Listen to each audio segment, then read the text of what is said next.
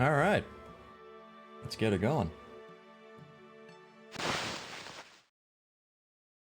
This will have to be moved, like it always does. Here. Yeah, that's probably it. Hey Waffle, how's it going? What are you up to? Saw that you posted about Sunbreak being 40% off, so we might be playing that once we're done whatever Wednesday game we're playing. That's pretty cool. But how you doing? We're back with more Greatest Attorney. I just finished eating. I had a online orientation at like 6 o'clock, and that ran for about an hour. So I kind of like finished that and then quickly ordered food and scarfed it down. So I am playing Monster Hunter GU. Ah, nice. But yeah, so we're back in this. I believe we're on another investigation sequence. I don't fully remember what happened last time. I believe we kind of established. Oh yeah, that's right. The fat lip dude, huge boner. He was actually a man in disguise. It was Daily Vigil the whole time. And now we're learning even more about the professor case because it just kind of seems to move the plot at this point. And you know what? I'm fine with that. It's fun and interesting. Yeah, so we'll just get right into it, I think. But yeah, how you doing? I am in the middle of downloading Baldur's Gate 3. I finally caved. I couldn't withstand it anymore. I was like, I'm probably gonna buy Armored Core 6 soon as well, but I'm gonna play Baldur's Gate 3 first. I don't know. I'm still debating on whether or not I want to do it off stream. Or if I'm gonna play it on stream. Because I know it's a really long game, but I'm also like kind of running out of things to do outside of like long haul games, so might play it. I don't know. But we won't be playing it tonight. After we finish Greatest Attorney, we're gonna start Mega Man Zero because I decided I finally wanted to get in on that. So we're gonna give that a shot and see how that goes. But yeah. I really want to hold myself back from getting Armored Core 6 right away. Because Baldur's Gate 3 was expensive. I'm hoping that Armored Core 6 will go on sale like a little bit in the future. I do want to play it, but just not right away. But in any case. Yeah, okay. Let's just get into it. Oh, that was a good burger. I had Fat Burger. And it was very tasty. Oops, I didn't mean to go to load. Go continue. Investigation part 2. Alright. 2nd of November, 3:38 p.m. Sholmes's Suite. I still can't quite believe what just happened. I know. I inquired with the bailiff after the court session was adjourned. And it seems Mr. Vigil was taken to hospital to recover. Oh yeah, he like kind of put himself into a psychosis, didn't he? Right. 10 years ago now, Mr. Vigil attempted to commit suicide by jumping out of the window of the prison. Oh yeah, I forgot about that. Oh my god. Yeah, the dude tried to commit suicide after he got fired. Jesus Christ. Totally forgot about that section. Attempted to commit suicide by jumping out of the window of the prison governor's office. But ever since then, he's completely blocked the memory of those events from his mind. Nobody knew his secret. Not his family, not even the man himself. But I forced it out into the open. Was it wrong of me to do that? Did I overstep the mark, I wonder? Well, I mean, maybe a little bit. But you're also trying to prove that, you know, your client didn't murder anybody. So, I mean, do what you gotta do, I guess. Kind of his fault for dressing up in court in a disguise. Bruno! Oh, Iris. You're miles away. Oh, anyways, I've brewed a fresh pot of soothing tea for you. Oh, thank you. You and Susie have had an exhausting day so far, haven't you? Oh. Yeah, I guess we have. Fuck. Thank you, Iris. How thoughtful of you. You happen to know where Mr. Sholmes is? When we came out of the courtroom back into the defendant's antechamber, he disappeared. Oh, no, I don't know. He just suddenly sprang to his feet and left. All he said was, I must leave. I wonder if he's pursuing the mystery of Inspector Gregson's death. Well, you know what Hurley's always saying, don't you? There are mysteries in this world that should perhaps never be solved. Is he always saying that? Has he said that ever?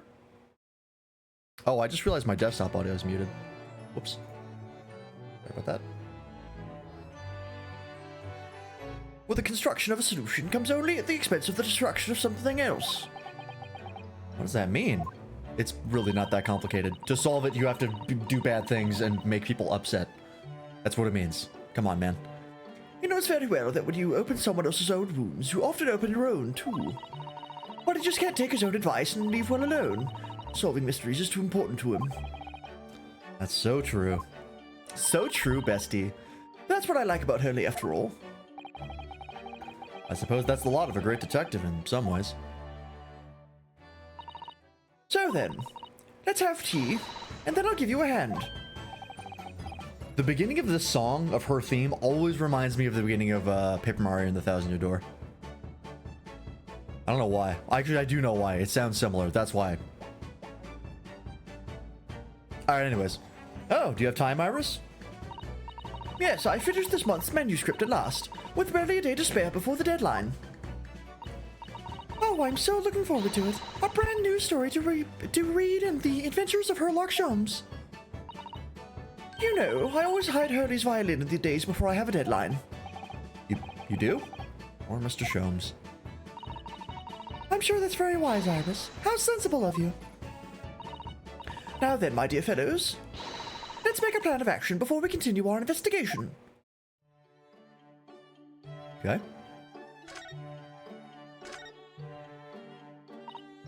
So, how did it go in court this morning? Were you not there? I guess you weren't. Well, we still don't know the truth about what really happened, but one thing's increasingly clear. Lord Van Zieks definitely didn't do it. Oh, goody. Yes, that's right. We managed to uncover several new facts as well. Oh, really? And there was another development too. Kazuma. Yes, it's quite clear now that Kazuma-sama is not himself. He keeps calling you his learned friend, which is just fucked up. The way he's acting, it's almost as if he's possessed. I know. I mean, at the end of the proceedings earlier, he was like a bloodhound the way he was chasing down Mr. Vigil's forgotten past. He's not normally so mercilessly persistent. What's going on in his head, I wonder? I really need to sit down with Kazuma and try to understand what he's going through. When you're back to BG3, I heard people already modded in homebrew races, including some FF14 races. Really? That's actually kind of rad. I might have to check that out. I'm excited to play it. I've been looking forward to it for a while. And everything I've heard about it is really good. The only negative thing I've heard about it is that apparently Act 3 is like not super polished. Like it gets a little bit janky in Act 3. But I'm fine with that. That's not really that big of a deal for me, unless it's really bad, but I don't think it is. The reviews are very good, so I think it's only just a slight decrease in quality. If Gregson was really murdered the day before his body was discovered, and Lord Van Zieks has to be innocent, you see. Also, I don't know what class I'm going to play to start with. I might go Eldritch Knight, because I really like spell swords. But I'm not sure. Really good things about it. My brother's been juggling it, AC6 and Starfield. Yeah.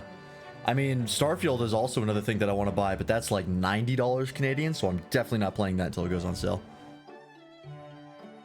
Because, my fucking god. But yeah, I mean, the game releases recently have been really, really solid.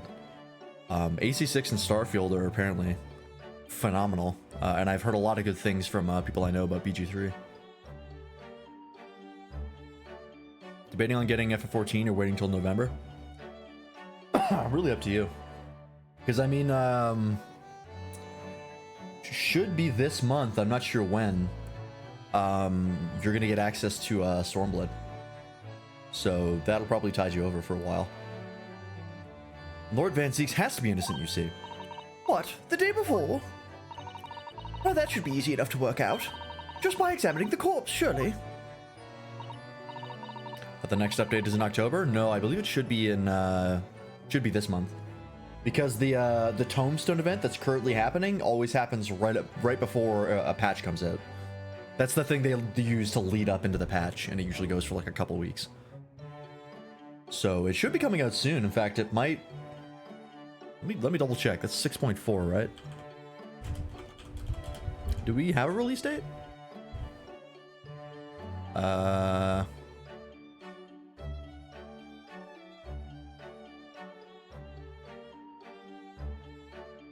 Oh, sorry, no, this is 6.5. That's right. Oops. Oh yeah, the patch preview is live, I think? The special site just went up. So yeah, it should be soon. It's called Growing Light. Ooh. Let me just double check to see if there's any, oh, early October, okay. So not during, September, but probably like the first week of October, if I had to guess. We're gonna wait till November then, so I can take advantage of 50% off during the Steam sale. Makes sense. And then yeah, 6.55 should be coming in about 2 months after that, I think, and then it's the next expansion.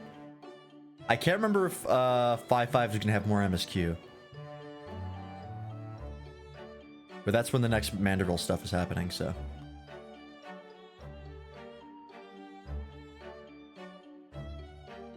Looking at the patch notes here for a second.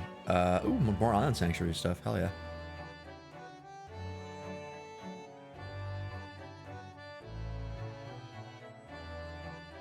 I forget how 6.55 works, but anyways, yeah. So that'll be most likely the first week of October if I had to guess, or the second week.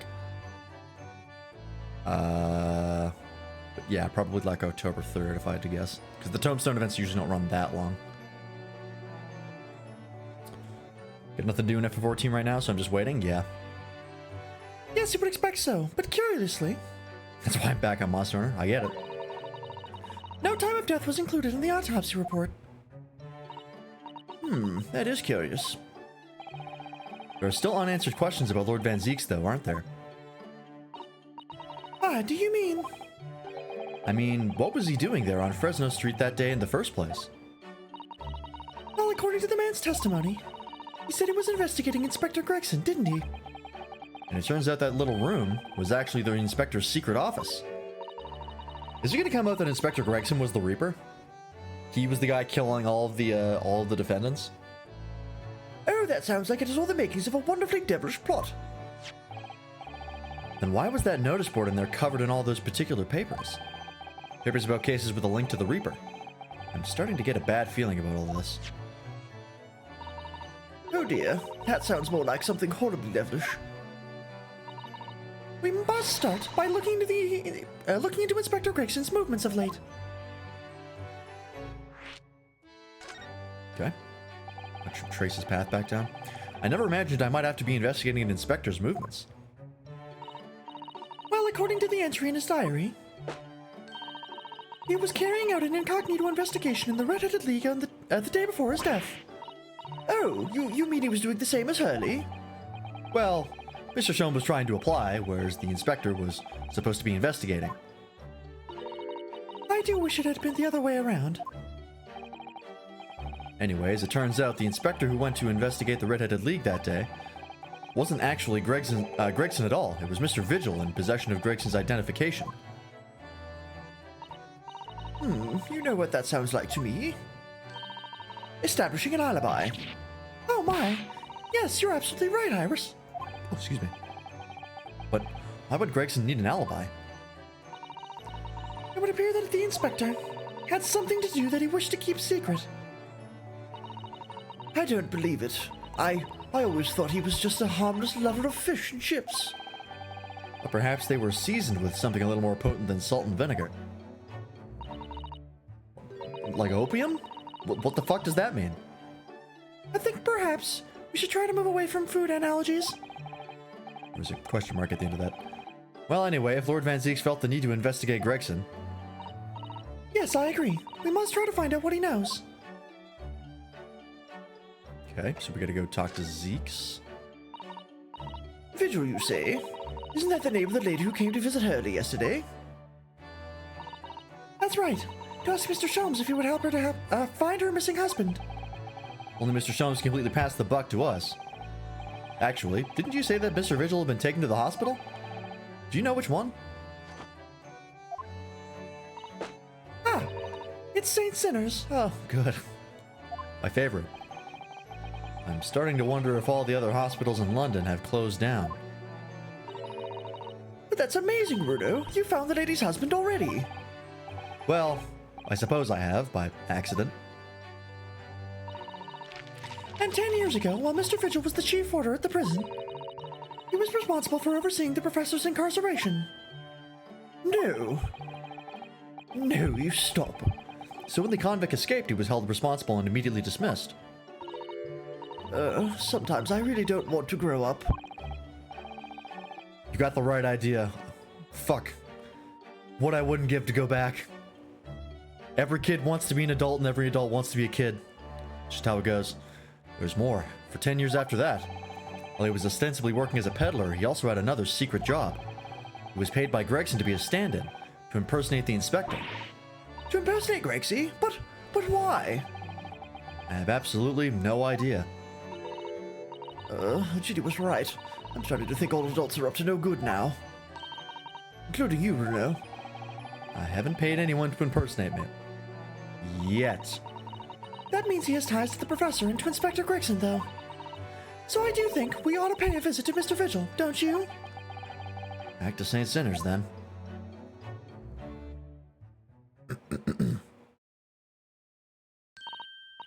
Well, I think it's clear that we need to... what we need to do, isn't it? Let us investigate, my dear fellows. Oh, Iris, you're even more enthusiastic than usual today. If anyone has anything to hide, my special Wilson shooting iron will set them straight. That water pistol? It's stuffed full of a piping hot extra special blend of mine. And I'm quite sure it'll be very effective. Better be careful not to hide anything. Well, it feels a little strange that Mr. Sholmes is nowhere to be seen, but still. Let's go and see what we can find out. Yes. Alright. Let's go to... Oh, they've grayed out stuff where you don't need to go. That's interesting. Let's go talk to...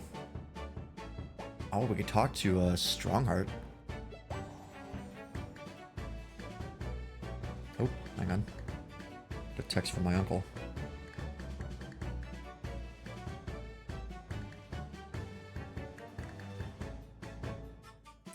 Ah, yes.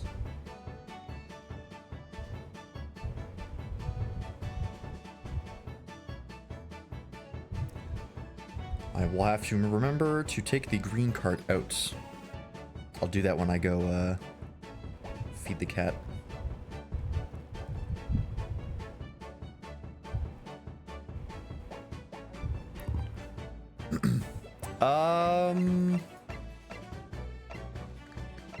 Yeah, I guess we'll go here first. Why not? Ah, there he is. 2nd of November. British Supreme Court, Lord Chief Justice's Office. No arguments, Prosecutor Rosogi. You will continue with the trial exactly as I instructed. Is that clear? Aha! Put up to it by Strongheart. Perfectly. It's Kazuma-sama. Defying Lord Strongheart by the sound of it. He never did know when to back down.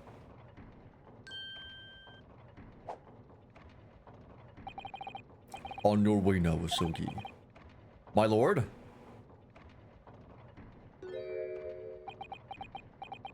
Hi, Kazuma. Kazuma. Okay. Nice talk. Left without saying a word. Yes, what are you doing here? Honey, I'm home. Oh, I was just hoping to ask you a few questions if you wouldn't mind. I wanted Van Zeek's trial concluded today.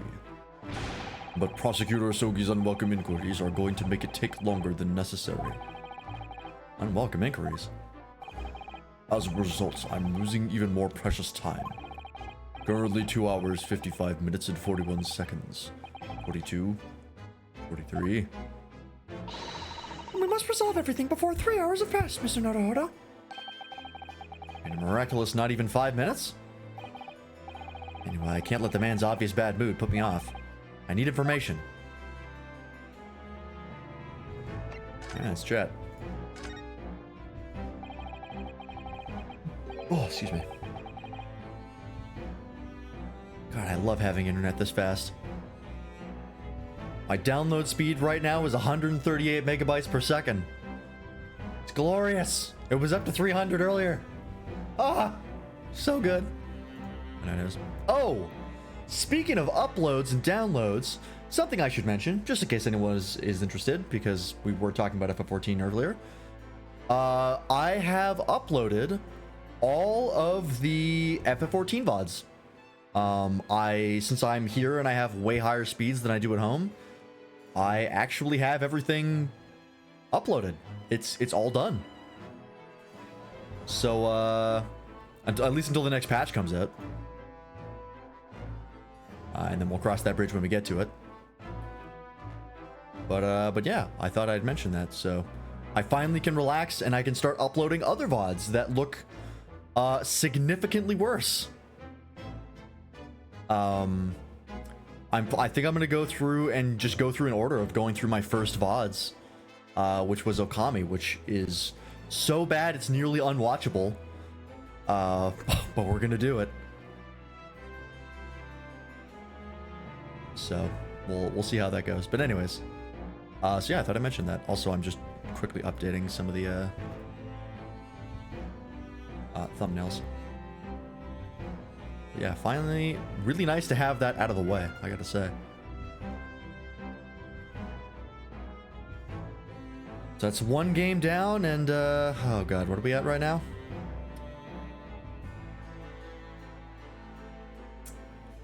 $17, $18, $19, $20, $21, $22, $23, $24 more VODs? Or 20 more game VODs to upload?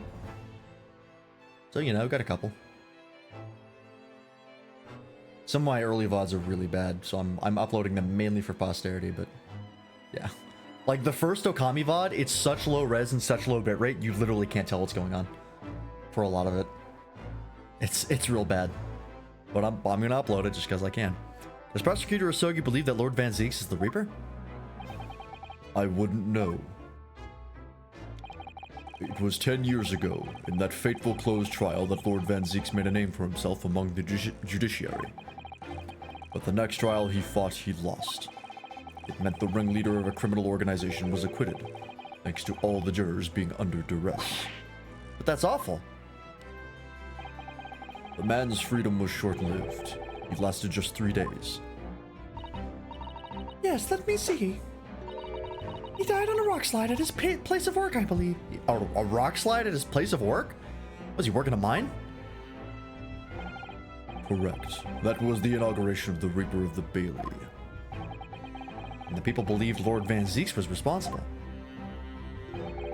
He was brought to trial himself, but it was shown to have been an accident. We must have had a solid alibi then. Nevertheless, the mysterious deaths continued. In total, 16 persons perished in unusual circumstances, ostensibly at the hand of the Reaper. That's a long run of coincidences. Well, the Reaper's tragedy may well be revealed by this trial. And the impact that revelation would have on the British public cannot be understated. That why it's a closed trial? Precisely. Alright, we kind of already knew this. This country hasn't seen a closed trial for 10 years. The last one was the professor's? Trial of Genshin Asogi? Correct. Actually, we heard that originally you were going to prosecute that trial yourself, Lord Strongheart. Van Zieks entreated me to relinquish the prosecution to him, that he might avenge his brother's death. Did I say treated me? Entreated me. And here we are, 10 years later. With the son of the man Van Zieks had condemned, now looking to avenge his father's death in the same way. Excuse me, I had Chipotle. They do say they do say that what goes around comes around. However, it would seem that the new young prosecutor is harboring some ulterior motive as well. Cosmo is. I like my organization to run smoothly in the exact manner that I prescribe. As with the giant clock in here, I won't tolerate a single cog being out of step with the others. Ah, so that's what all these gears are about in here. If the young man refuses to mesh with the other parts of my great machine, I will be forced to take steps. What do you mean? Not something with which you need to concern yourself. In any case, all your questions will be answered tomorrow.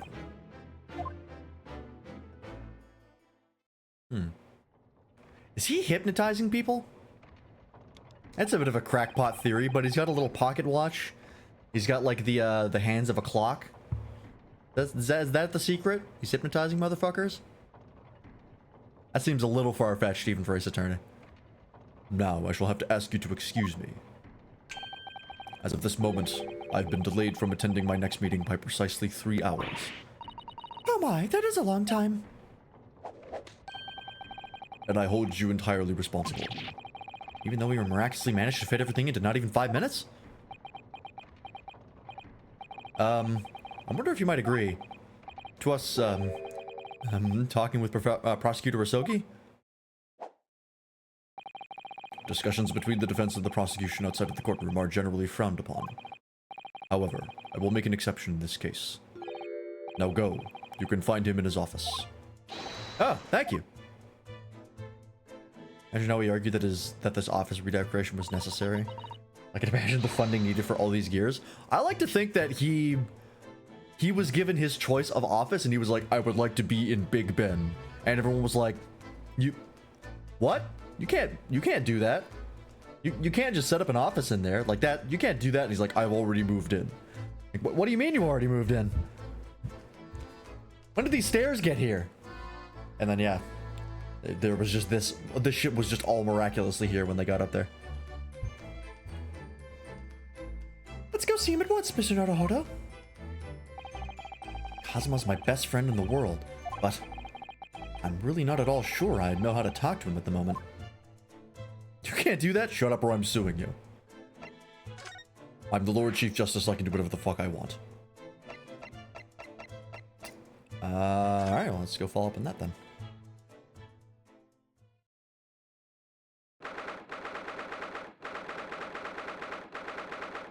It's kind of hard to tell, but is this Clint in the back here? I think his hair is somewhat similar to the one that we see in the photo.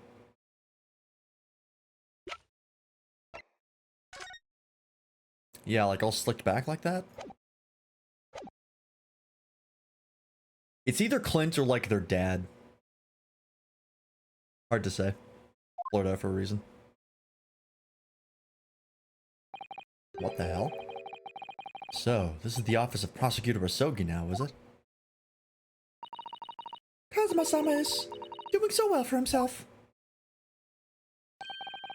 Even though he's always forced to kneel on the floor, Japanese style, in that dark corner? It's his habit to sit Saiza style whenever he's working.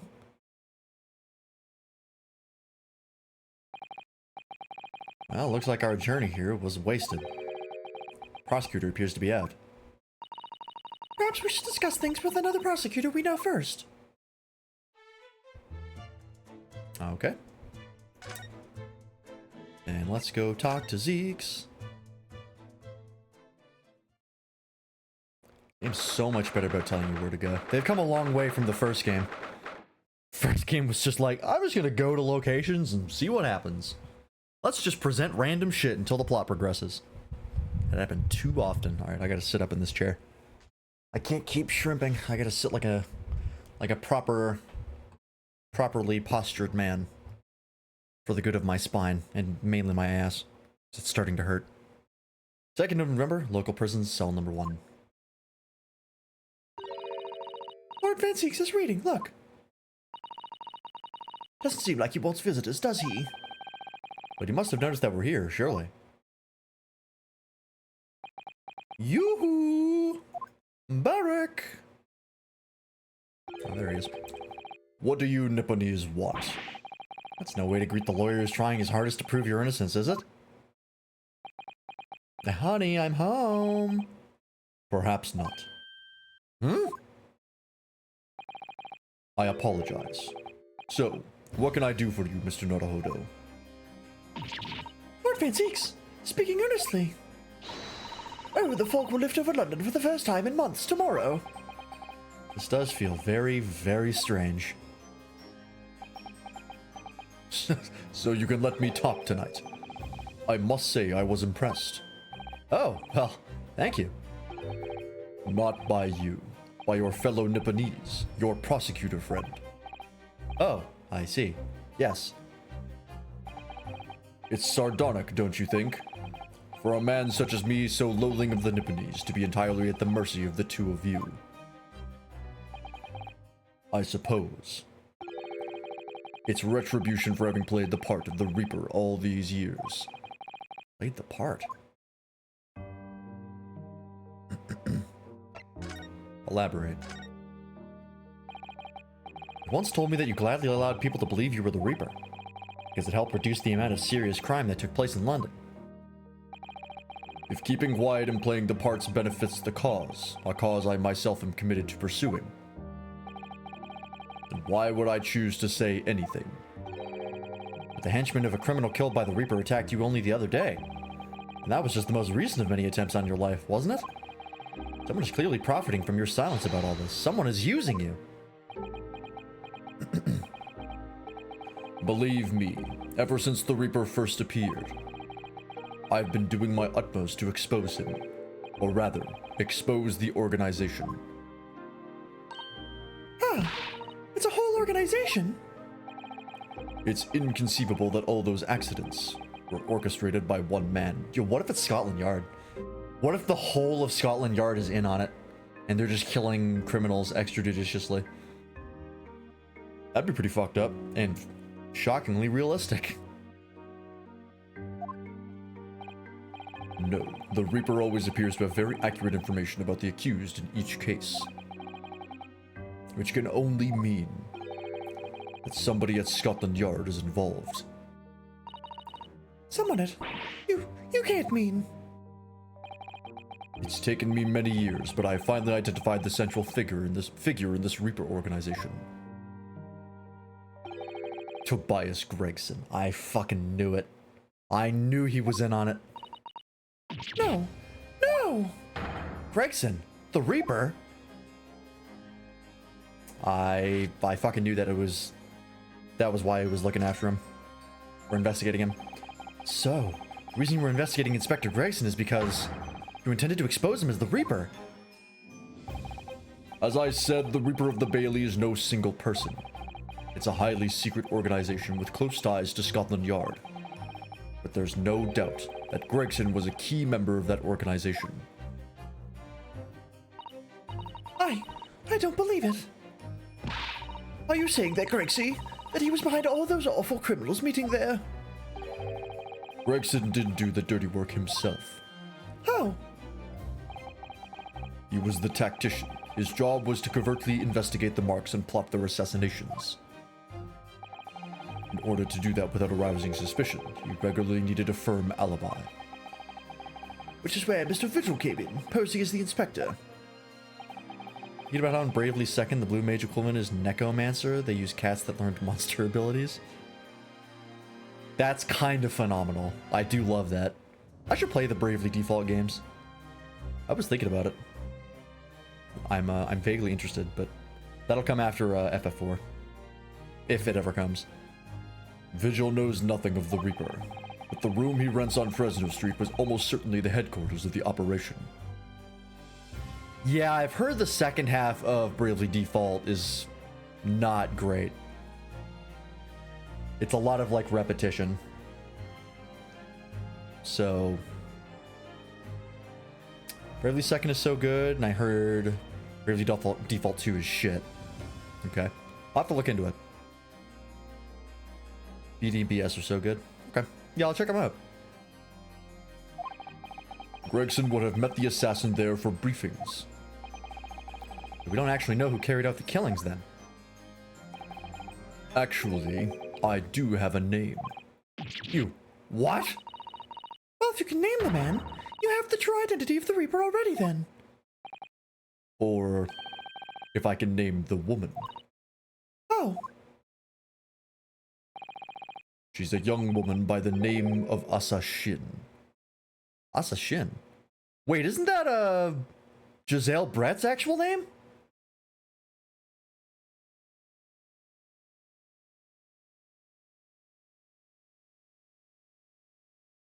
It is, isn't it? That was a big reveal. That Giselle Brett wasn't actually English. She was Japanese. Or, she was Asian. I don't know if she was Japanese. Yeah, I think it is. What the fuck? How deep does this game's plot go? Wait. What? Shin? Yeah, it is her. It's Asa Shin. The true name of a terrifying killer I know only too well. Her name is Assassin, how did we not see it, you know? You do have a point. She came to Japan imposing as a visiting student and murdered Dr. John H. Wilson. Then, just when it seemed that diplomatic protection would help her escape Japan in conviction. The mysterious woman was herself murdered in a small summer beach hut. And that woman was actually the Reaper of the Bailey. I'd still bang. Mr. Naruto, this perhaps isn't the place to discuss. No, of course not. Can't mention it here. The fact that she killed Dr. John H. Wilson. Because Iris doesn't know. It's very likely that the man was her father. Like, that's gotta come out at some point, right? And, like, Iris is gonna have a fucking meltdown. As would be expected. Asa Shin, I should let father know at once. Yes, I agree.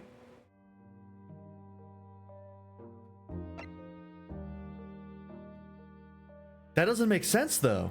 I don't think it could be her. Wait, Asa Shin, the guy who killed Watson. Wait, killed who? Nothing? I didn't say anything. I don't think it is her. I think there's someone else because she was in Japan when Gilded died in the first game. When he went into the the omnibus and got set on fire. So if it is her, there's at least someone else, at the very least. Because, yeah, she was still there. Okay. Back about Asogi. Kazuma, isn't it? Kazuma Asogi. You say he's a friend of yours. My best friend. He's the whole reason I got to come to Britain. It was all on his merits. I have nothing but respect for him. Yes, I understand that only the very best students are selected for such opportunities. And I had a fine demonstration of how sharp he is in the proceedings earlier today. He missed nothing. In fact, his flawless performance very much reminded me of his father. Genshin Asogi, the professor. It's true that the aristocracy at the time was the root of numerous grave societal problems. They were abusing their power, playing with the common man as pawns in politics, in economics, in war.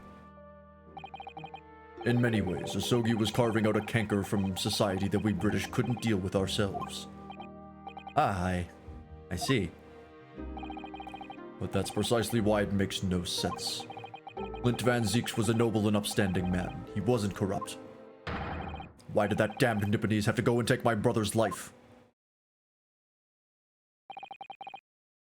spite of having once saved mine. Saved your life? How did that happen? His father was a legendary top twink. I can see it in him now. It was 10 years ago on a foggy night. What was to be the professor's final strike had sent a wave of panic through the capital. Clint Van Zieks had already been killed at this point. Then, Genshin and I were walking down back streets at a late hour. Of course, at that point, I had no idea of the true nature of the man at my side. All of a sudden... Don't make a peep. You're coming with us. oh, there they are. We were surrounded. All of our assailants were armed with pistols, their faces obscured by scarves. Clint was not only from noble heritage, he was a brilliant prosecutor as well. The scum of London hated the sight of him, and they had no sympathy for his younger brother either. Femboys who are also tops don't exist. Yeah, that was why he was so mythical. So legendary. I'd been targeted several times before already. Yeah, it's Van Zieks, all right. We got him. I could hear them murmuring amongst themselves. I knew they were after me, which is when I thought my time had come. If I let them kill you, Clint would never forgive me. It was Asogi's voice, just a whisper in my ear.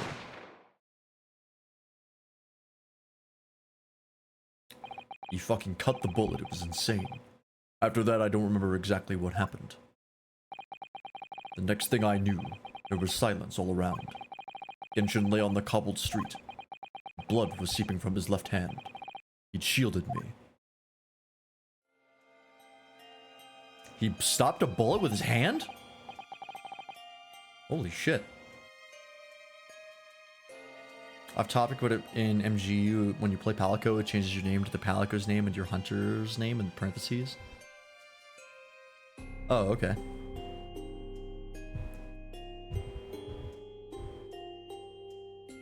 So my name when I play Palico is Waffle, and in parentheses, Waffle. That's pretty funny.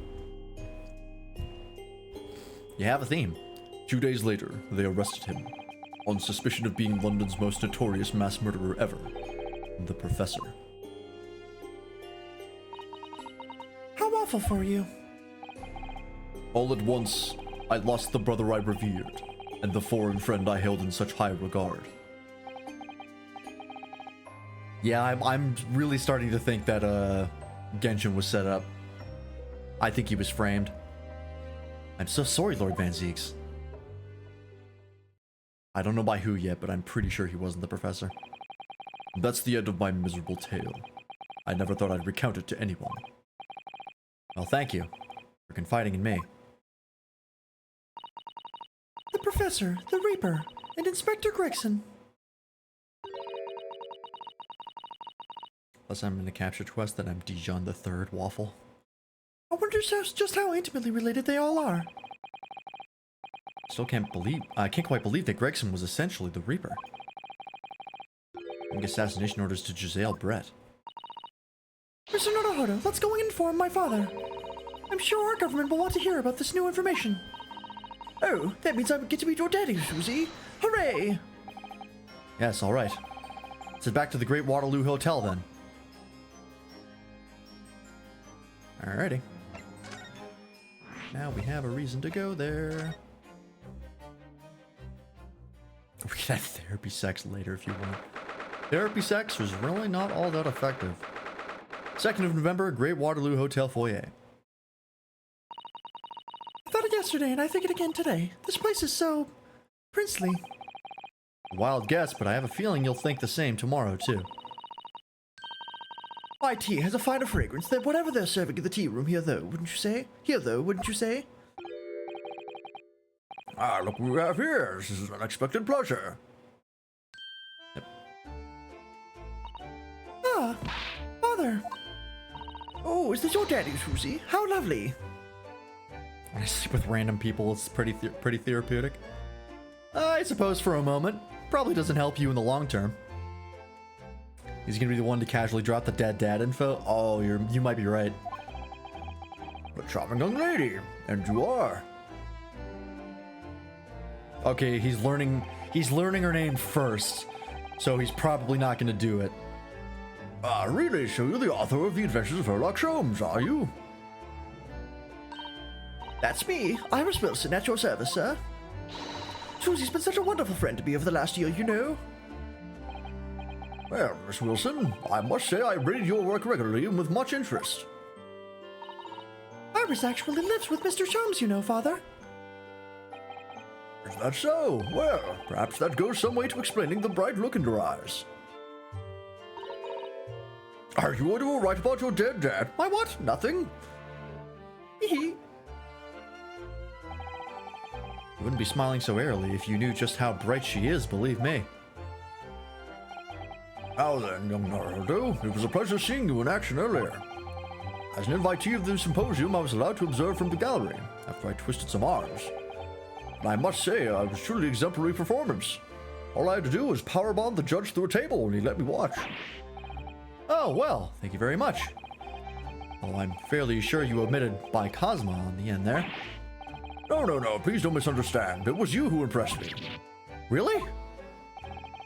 You didn't miss a step against Hisogi, and we all know how capable he is. Really, to have matured into such a fine defense lawyer in less than a year is quite extraordinary. It's very kind of you to say so. And really nice to hear. What I saw in court today confirmed what I'd been hoping for. The favor I mentioned yesterday, Naruto, I trust you haven't forgotten. Oh, no, you did mention something, didn't you? By twisting arms, I've been jerking people off. They didn't call me the pleasure hands of these for nothing.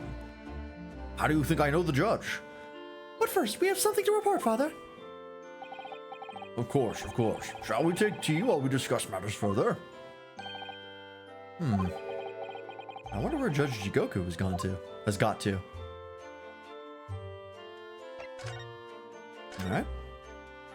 Hey, big news. Father, do you know about the so-called Reaper of the Bailey? I've heard rumors. Some members of the judiciary explained it all to me yesterday. Of course, when I was a visiting student here in London, the Reaper was yet to emerge. Right, he didn't appear until after the case when the visiting students had already returned home. Lord Van Zieks, who was in the dock today. That was Barrack, the younger brother of Clint Van Zieks, I believe. That's right. And he's known throughout London as the Reaper, as you heard. But the truth is, it wasn't him behind all of those mysterious deaths. It was somebody else. I see. What you're saying is there's been a professional killer at work here.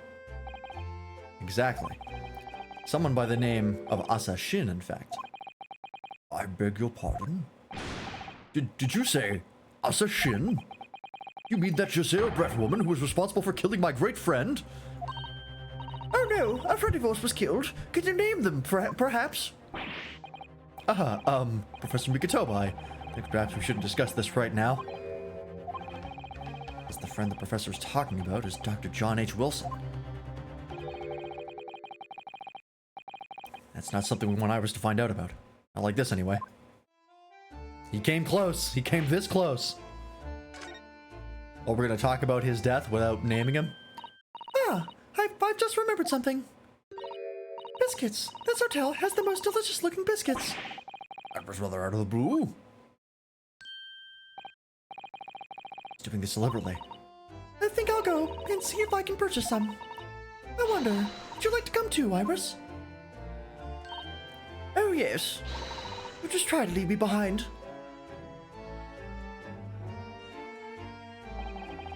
Yeah. Oh, that young girl. She's called Iris Wilson, is she? Yes, that's right. And she's the author of all those adventure stories starring the great Detective Sholmes. But the name of the credited author isn't Iris, is it? It's Dr. John H. Wilson. Yes, I know. That's the name of her father, you see. Her father? Dr. John H. Wilson. I was deeply indebted to the man for all the kindness he showed me during my time in London. That's why I was keen to reciprocate and invite him to the Imperial Yume University 4 years ago. But he was murdered last year by Giselle Brett. Why? Why would the hand of the Reaper stretch all the way to Japan? Iris knows nothing about that case, but it seems very likely that the victim, Dr. Wilson, was her father. Given the fact that they share the same name and that her father has also gone to gone to Japan in that exact time period and time frame. It would be, in fact, extremely odd if there were two John H. Wilsons that went to Japan at the exact same time. Well, I can't say that we've ever spoke about his family, so I don't know if he had a daughter or not. But I think I can say with some certainty that he was never the great detective's partner. So, it could have been another Dr. Wilson, you think? Well, John and Wilson are both common names after all. Still, it's probably best not to mention this to the young lady until we can be sure. That's what we thought, yes. We're back with soda and biscuits. Oh, they smell delicious, Iris. I think cinnamon will go very well with the tea they serve here. Don't you, Susie? Yes, I'm sure you're right, Iris. John H. Wilson? That's not my dad. That's his twin brother. My dad's name is John H. Wilson. Hey, where's Jigoku at? Where's Mr. Hell? I haven't seen Judge Jigoku for a while, have you? Guilty! Ha ha ha ha ha! That guilty is still ringing in my ears.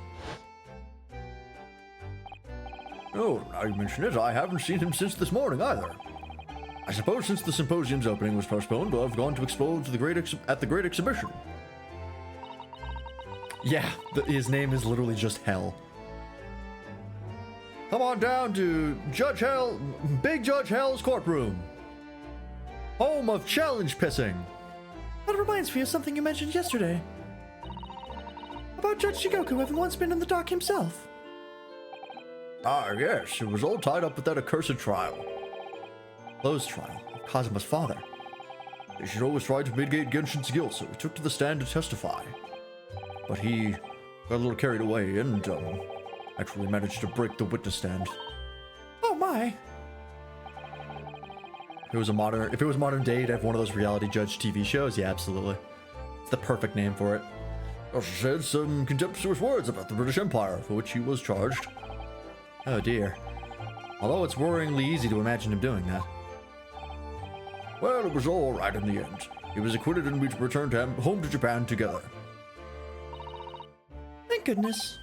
Ah, yes, talking of Seishiro, I have a copy of the photograph you all took together here yesterday. Please. Oh god, how is this gonna come up in the evidence? Oh, what a lovely picture. It seems to show we've arrived in Britain. Fuck. If you're adding it to the evidence log, it's gonna come up, and I need to know how. God damn it.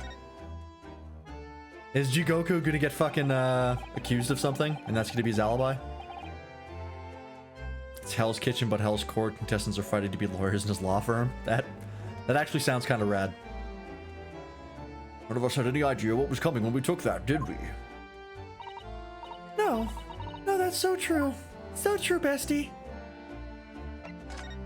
Alright, what the hell do you want me to do? So, you mentioned a favor that you'd like to ask me.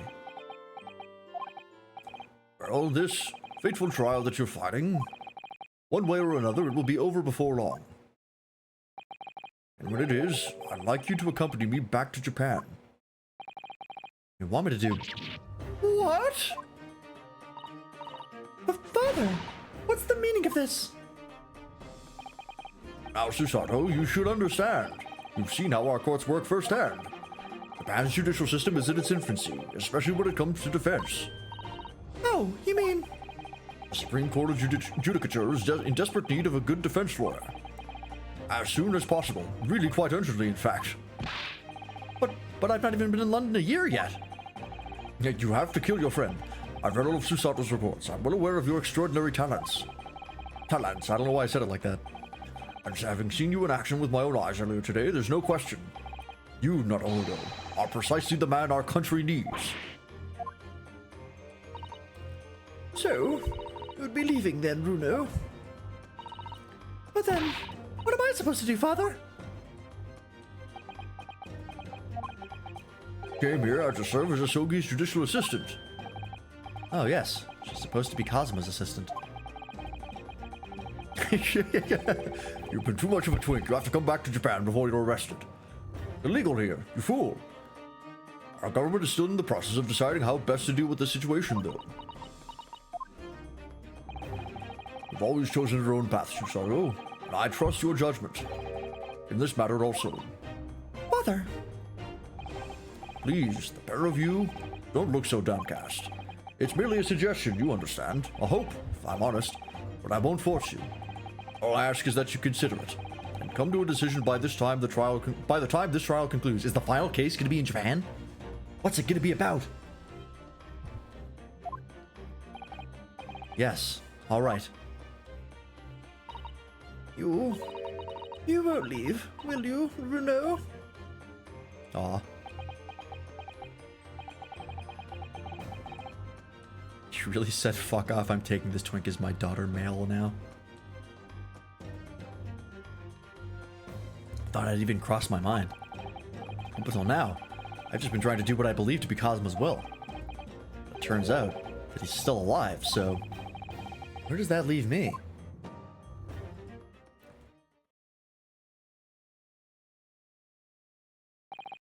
Well, if you'll excuse me now, I need to telegram government ministers and the Japanese police with this information about Asashin.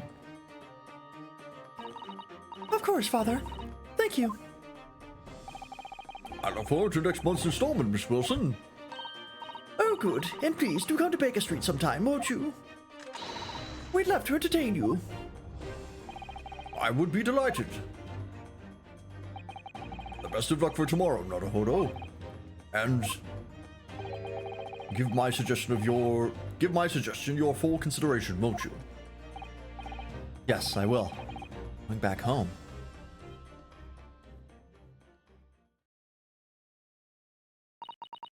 You know, Kazuma-sama has always meant a great deal to my father. I'm sure he'd love the chance to meet with him and talk to him about all of this. Yes, no doubt. Asashin.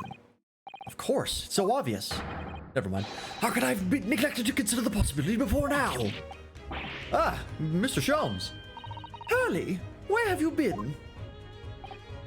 Why, I joined you all for tea, of course. What an extraordinary question. I didn't notice you at all. No matter, no matter. Anyway, to more pressing concerns, Mr. Naruhodo. Oh, yes? I must dispatch a telegram to your country at once. It is a matter of much urgency. To Japan, you mean? She's the one who killed your dad, Iris. Killed by what? Nothing.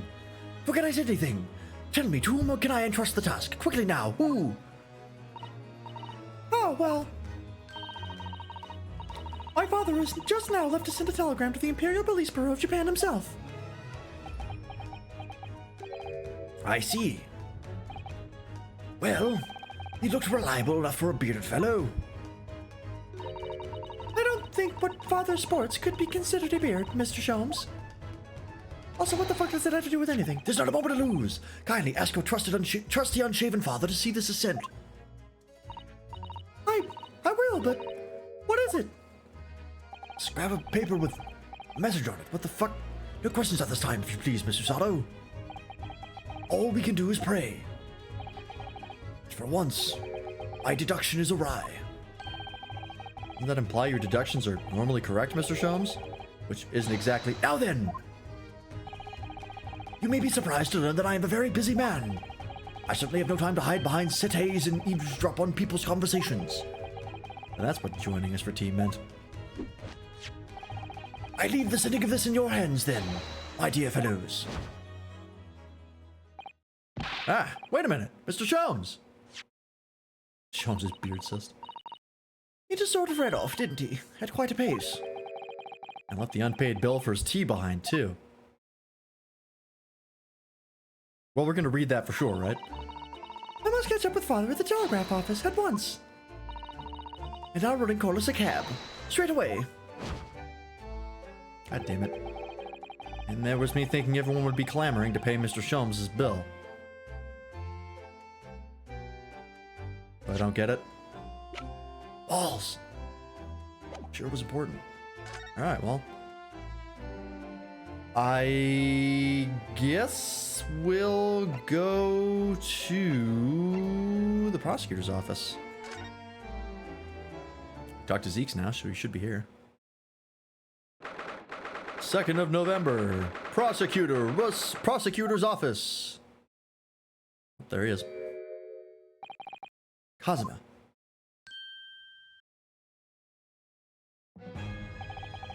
I thought it wouldn't be long before you paid me a visit, Ryunosuke. I was right about what I said, wasn't I? Sorry? That you have all the makings of a great defense lawyer. Well, I always believed that you'd fulfill your dream of advocating in the British courts. I just never imagined for 1 second that it would be as a prosecutor. Oh, you're already back, Susato. Seeing you stand in a foreign courtroom, so gallantly realizing your dream, Kazuma-sama. I'm truly happy for you. And I am truly thankful to you, Judicial Assistant Mikotoba. Are you like averse to saying her name? Is there like something beyond you two? Ryunosuke, I always thought it would be fun for you and I to shake up the British legal system a little together. This isn't quite how I envisaged it though. But I suppose it's just another twist of fate. They're exes, of course. I've learned a lot of things during my time in London. But Susato-san's father was himself a visiting student here once, along with Judge Jigoku. And about what happened with your father. Then you'll have no difficulty understanding why I had no choice, why I had to find a way to get to Britain visiting it as a visiting student myself. I want to hear it from you, Kazuma. As you wish, Ryunosuke Naruhodo.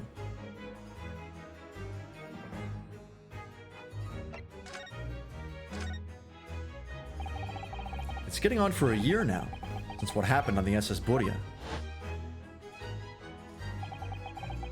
We're heading across the ocean from Japan to Great Britain. On a bizarre series of oh, that's a major typo. Wow, I think that's the first one I've seen. That should be series of coincidences, not serious. When a bizarre series of coincidences led to those tragic events. I thought I'd lost my best friend forever. I must have been unconscious for a long time. When I awoke, I was lying on a bed. It was a narrow little room. There was a posy of flowers by the pillow. It took me a little while to realize that I was in the cabin of a ship. I slipped out of the room and headed up onto the deck. Are you already suffering from amnesia at that point? Yes. I didn't know what had happened or where I was. There was just this voice in my head. You have something you have to do, something no one else can know about. Go to Great Britain. Your task awaits you there.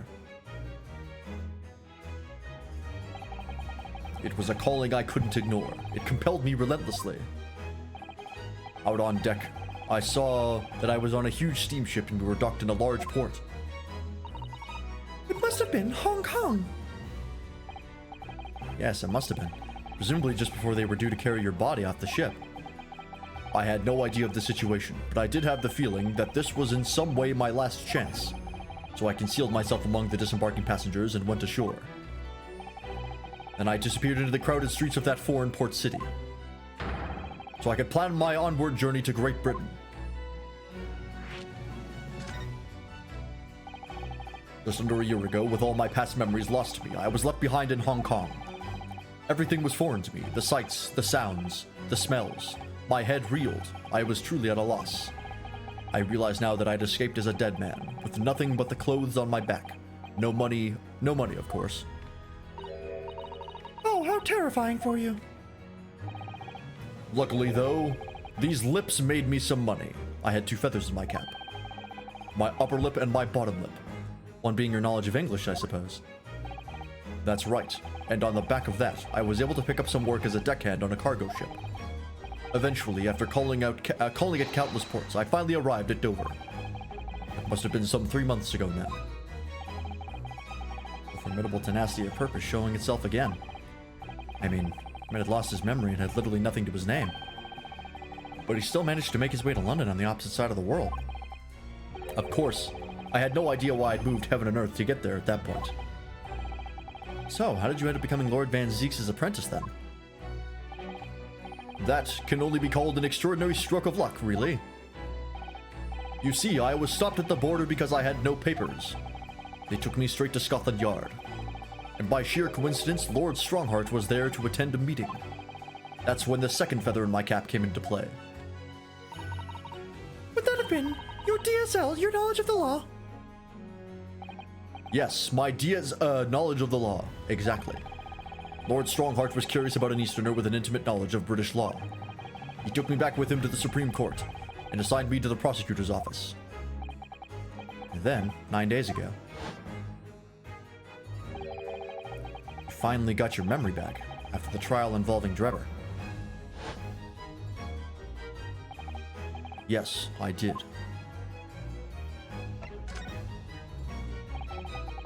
Ever since I first met you at Yume, you talked about your dream.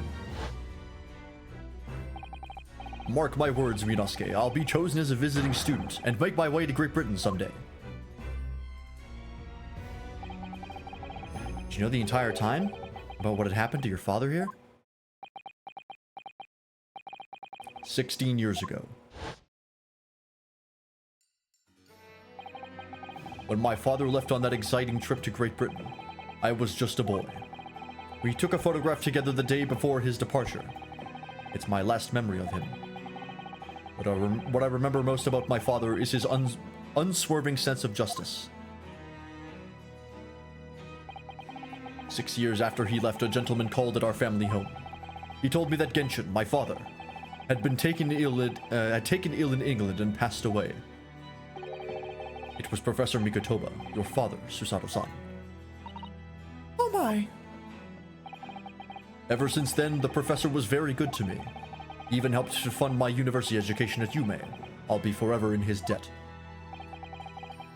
But nevertheless, I just couldn't bring myself to believe what he'd told me. Oh. Then one day a letter arrived at our house from Britain. There was no indication of the sender, so I opened it assuming it was from an old acquaintance of my father. What I read in that letter changed my entire life. What did it say?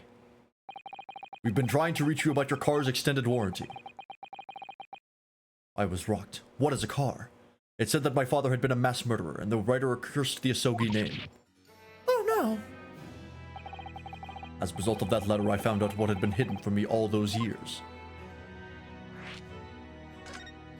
Was it sent by fucking Zeeks? Presumably the letter was sent from a relative of one of the victims.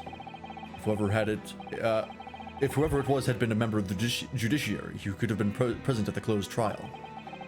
The letter revealed that my father had been sentenced to death, executed for being a killer. I'm so sorry you had to find out that way. I imagine the British government did its very best to silence whoever sent that letter. But someone who knew the truth and couldn't bear the resentment was always going to be a problem. But still, it could have been written by anyone. Why would you believe such a thing? There was a newspaper cutting included with the letter. It was the first I'd ever heard of the professor, and his terrible killing spree. Well, what did my father have to say about the letter? I'm lying. It was actually pictures of my father being a twink. The legendary top twink. I couldn't bring myself to show it to him. What? Why not? Because he deliberately concealed the truth from me by telling me my father was taken by a fatal illness. That couldn't have been easy for him, and he'd done it out of consideration for my feelings. So instead, I showed the letter to Judge Jigoku. To the other visiting student. He faltered for the briefest moments, but then he just laughed the letter off. But in that moment, I saw it on his face. He was undeniably shocked, shaken momentarily before recovering his poise. His stagger gauge was depleted, and I initiated a critical hit. A year later, my bereaved mother succumbed to the stain of grief, and she too passed away. How very Padme of her.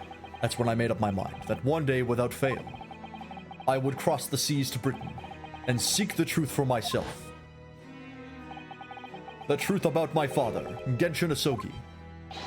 And I wouldn't let anyone stand in my way. Oh, Kazuma-sama.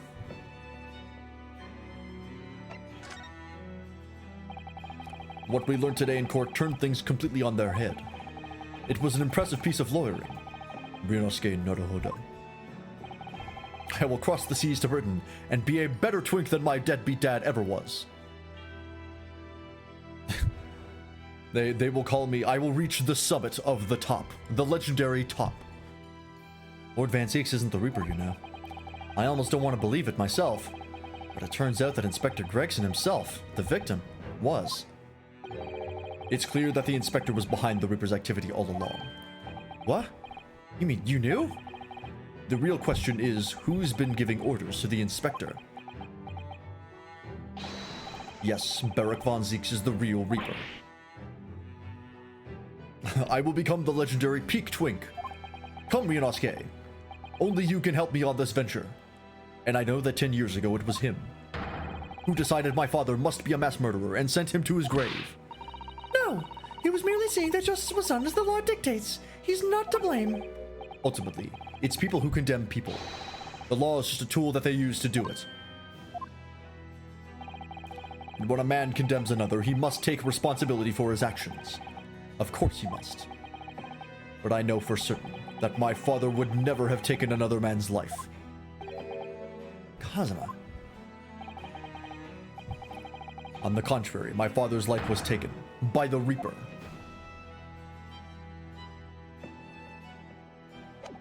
Okay. So something we can do here? Do we need to examine this? It is pretty noticeable. What the?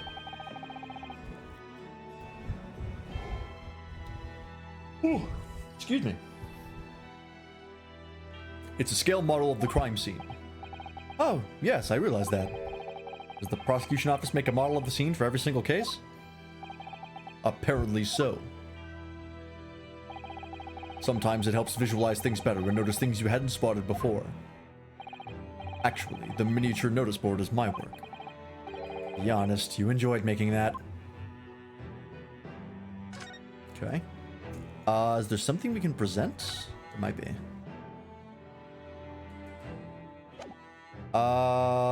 Let's present...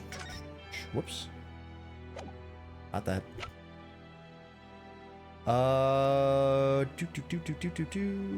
This is my art project. My therapist told me to make it.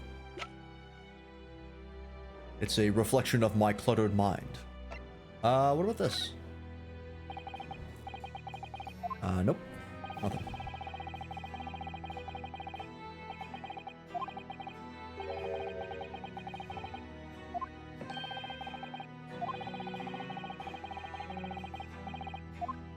Okay, not that. How about this? The Reaper. At last I get to take my revenge. Kazuma. Lord Van Zieks isn't responsible for your father's death, and he's not the Reaper. He's the defendant and deserving of a fair trial. You mean like the one my father had? It's a closed trial now, too. The conditions are exactly as they were 10 years ago now. And even if it ruffles some feathers, I have a plan to show that man for what he really is. Kazuma. Okay. What about this? Nope. There's definitely more to do in here, because it says in this, she's like, are you sure we've done everything? Oh, I just got a gifted sub to Tuna for Lunch. Oh, yeah.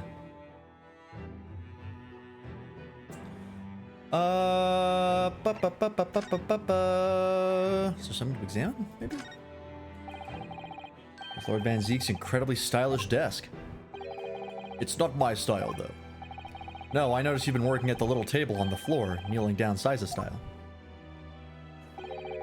I thought it was some kind of punishment set up by Lord Van Zieks when I first saw it.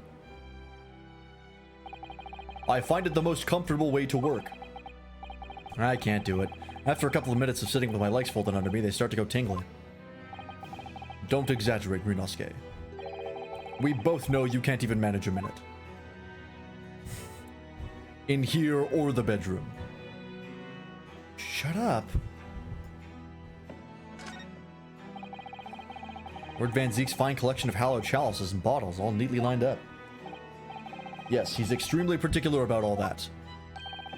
He has a strict regime for everything, from the storage of the casks to the bottling of their contents.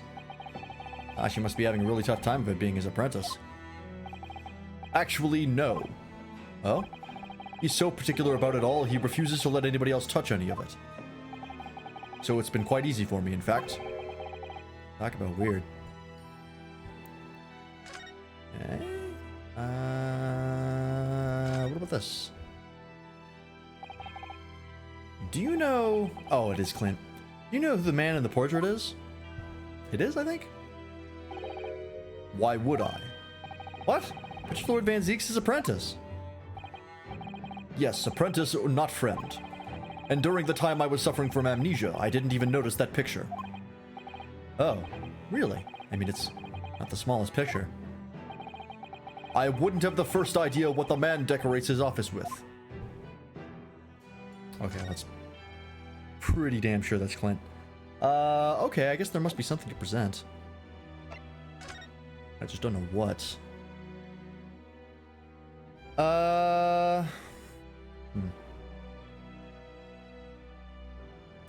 What about this? You want this back? Cosma, this is your armband. I have to sneeze.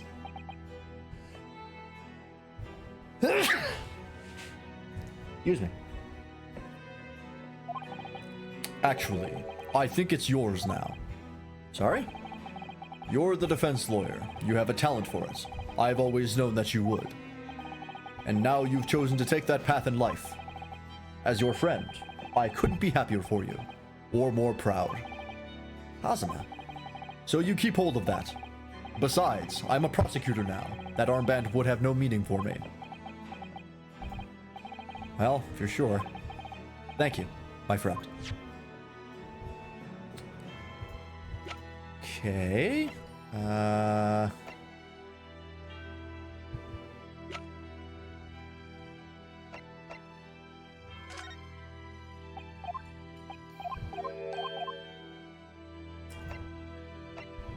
that. Oh, the autopsy report? Do you know why this is all fucked up?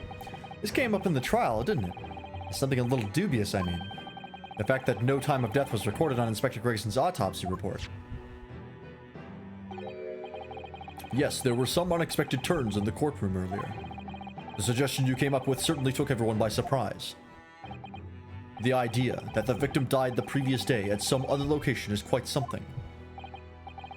Well, considering when the pocket watch had stopped and the scorch marks on the candle, it's certainly a distinct possibility. The evidence and the scene both point to it. To be honest, it bothered me too. Nope. Baldur's Gate 3 is finished. So I paid a visit to the autopsy room earlier. The coroner responsible wasn't there, but I got a name. It's Dr. Gory. If it wouldn't trouble you, Kazuma-sama. Oh, is Dr. Gory, Scythe's daughter? She had a full model and everything, so I assume that she's, that's probably who it is. Seems like kind of a waste of a model otherwise. Took me a few days, but I can now reliably finish most Leap of Faith saucer events. Nice. When you get Stormblood, you'll have to test your skill at the Kugane Tower jumping puzzle. That's the real fucking... the real test of anyone's jumping capabilities. Very difficult. Heard about it, I'm looking forward to it. It's honestly pretty fun. There's only a couple parts that are like, clearly the hitboxes are not quite lined up to where the models are. So like you kind of have to give things a wide berth when you shouldn't have to, theoretically. But I have done that jumping puzzle several times. It's the only way to get a sightseeing log finished. Which is, I don't know if you know, but there's like certain spots with like little blue glowing things, and if you go there and do an emo, it'll add like an entry into a log. And doing that puzzle is the only way to get one of them. It's on the lamppost, like right in the middle square. I hate platforming in this game. It's not easy. It's certainly not a game built for it. If it wouldn't trouble you, Kazuma-sama, we'd very much like to speak with the coroner too. Of course. The last thing I want is for anything to be brushed under the carpet. Scotland Yard's autopsy laboratory is behind Lowgate Cemetery. Lowgate Cemetery? By Barclay Prison, you mean? Ah, you know it, do you? The prison where my father was incarcerated and robbed of his life. Kazuma-sama. I think I'm not going to get through Stormblood until after I finish it. It's possible. It's the most helpful prosecutor in the AA game. Yeah, I know. It's kind of crazy. Well, thank you. We'll pay a visit to the laboratory after later today. Okay, there we go. That's what we needed. Ryunosuke, I want to thank you. What for? For this. You safeguarded the soul of the Asogi clan. Well, it is a famous sword that's been in your family for generations. My only slight regret is that I never got the chance to draw it before I returned it to you. Karuma is said to have been forged by a master swordsmith during the Sengoku Warring States period. I come from a long lineage of warriors, many of whom were expert swordsmen. Well then, you're a chip off the old block, I'd say. This blade, Karuma, is the symbol of the Asogi clan's honor and might. Apparently, one of my father's apprentices even took the blade's name for a surname. Really? Karuma? Does sound formidable, that's for sure. Of course you did, Waffle. Of course that's what you thought. 16 years ago, when my father was a visiting student here in London, he had the sword forever at his side. Which is why it means so much to me that I have it by my side again now, too. And that is all thanks to you. It was an honor.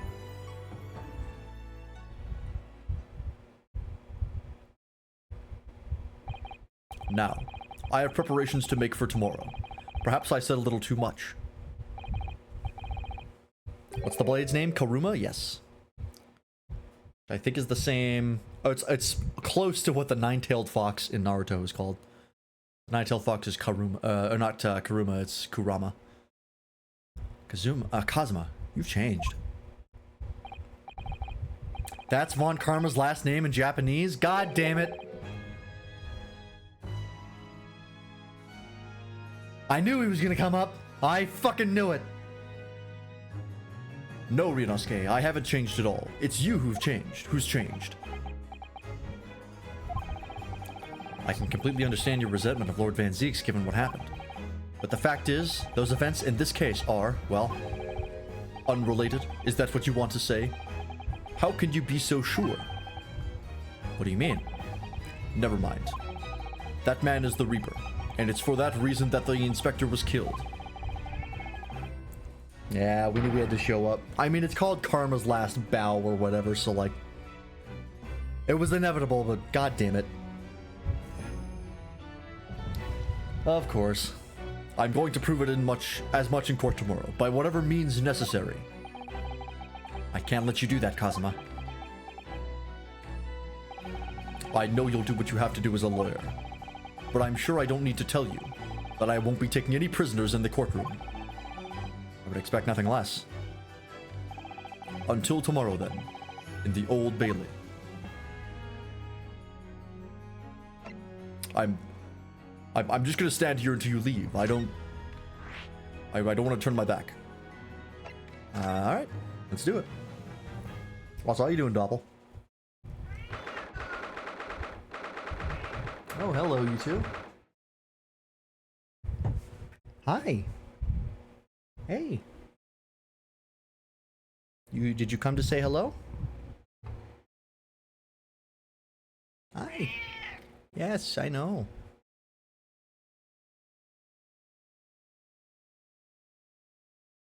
Where? Oh. Where are you going?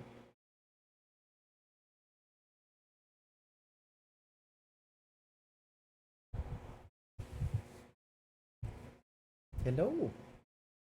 Hi. Whoop, whoop, whoop. Okay. and Emmett is also here. Mr. Rat Bastard himself.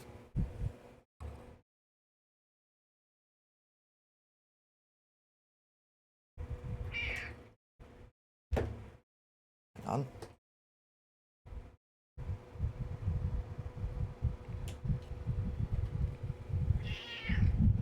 Are you hungry?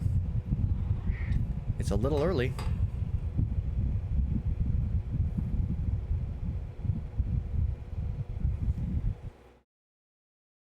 There's the other cat over there.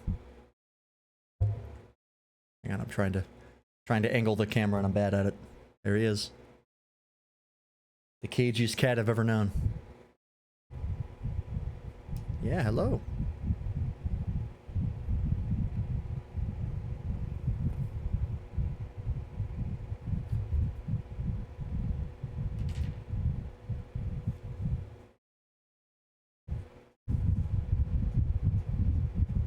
Are you gonna hang out there for a while?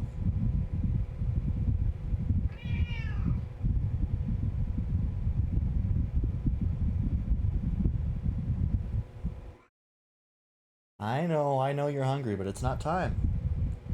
Got half an hour. Hmm?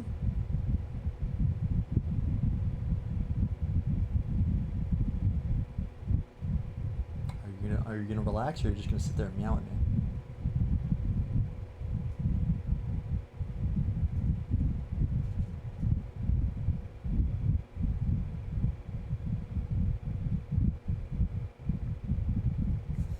Doing good. Sad I missed the game up until this point. Hey, no worries. That's what the VOD is for.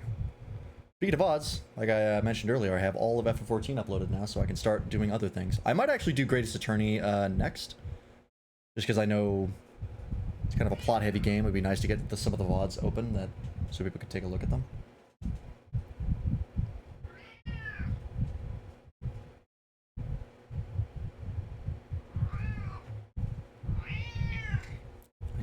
I know.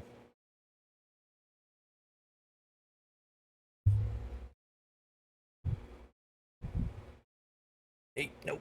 Get out of there.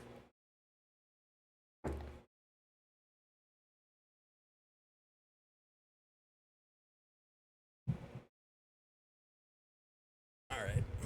Well, we'll see if he's going to be cooperative or if he's going to be too loud.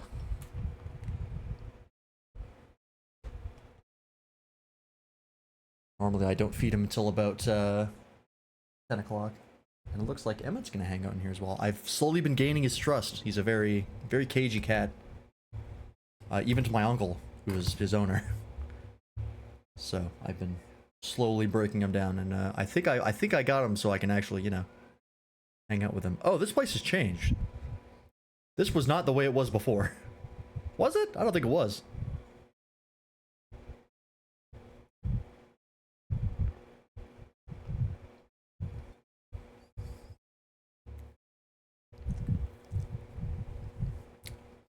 Alright, let me catch up on chat here for a sec. Humanoid of Cosmo is Edgeworth's ancestor. It's kind of reversal of the two's family roles. Von Karma's ancestor was the disciple of Cosmo's dad, and Edgeworth to be disciple of Von Karma in the future. Oh yeah, that makes sense. I see that. So I get the Black Coral minion, I love him. There's a lot of good ones. I like the new ones from the most recent variant dungeon. I still haven't gotten the other one. I still have to finish that, but I've been lazy. I'll get around to that at some point. This place really is creepy, isn't it? Well, being a dead room, it's probably full of the spirits of the dissected. But actually, there's a rather pleasing scent of roses in the air. Well, being a dead room, the corridor probably needs a bold scent like that to mask the odor of death. Once I can get a retainer, I want to get the axolotl. Apparently only retainers can get it. Oh, really? That is where I got mine from, so that would make sense. I didn't know it was a retainer only thing. I got lucky. Iris, do you think we could change the subject? Oh, that's a good noise to hear. What was that?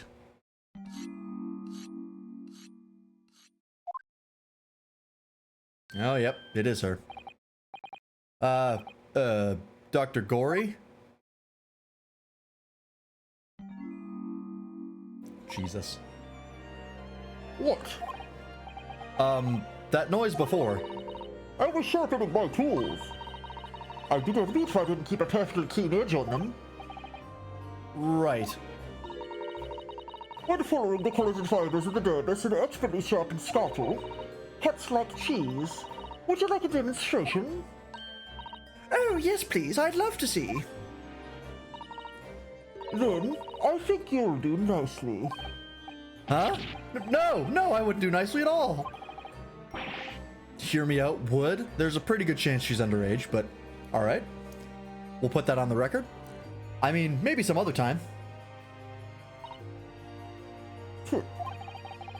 Is that a tut? Well, we came here to ask questions, so. I believe this is, Scythe's daughter. So, yeah, very reasonable chance that she is underage. We have actually met before. I'm a lawyer, if you remember. Check the wiki, 19 Wood. Alright. We're safe. You're not dead yet. What? Some mother said I wasn't to cut you open. She's so strict about things like that. Well, good. Besides, some scruples at least. Some scruples at least. Oh dear. It looks like she's not interested in talking to us, for the time being anyway. Time being? You mean until we die?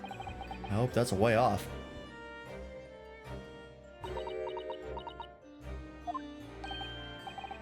Sorry, but I wasn't planning on dying anytime soon. Phew. Surely there's some less drastic way of making her listen. Probably gonna present the autopsy.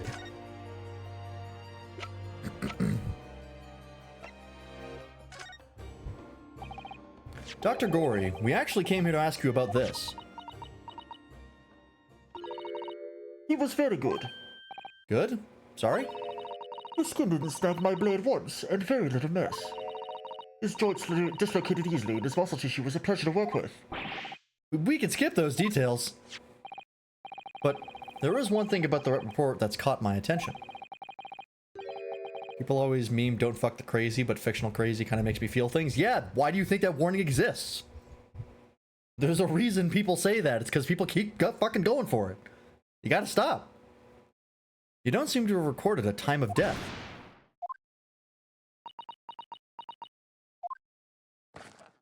Oh. That's not my fault. Oh, that made me jump. Then please, tell us what happened.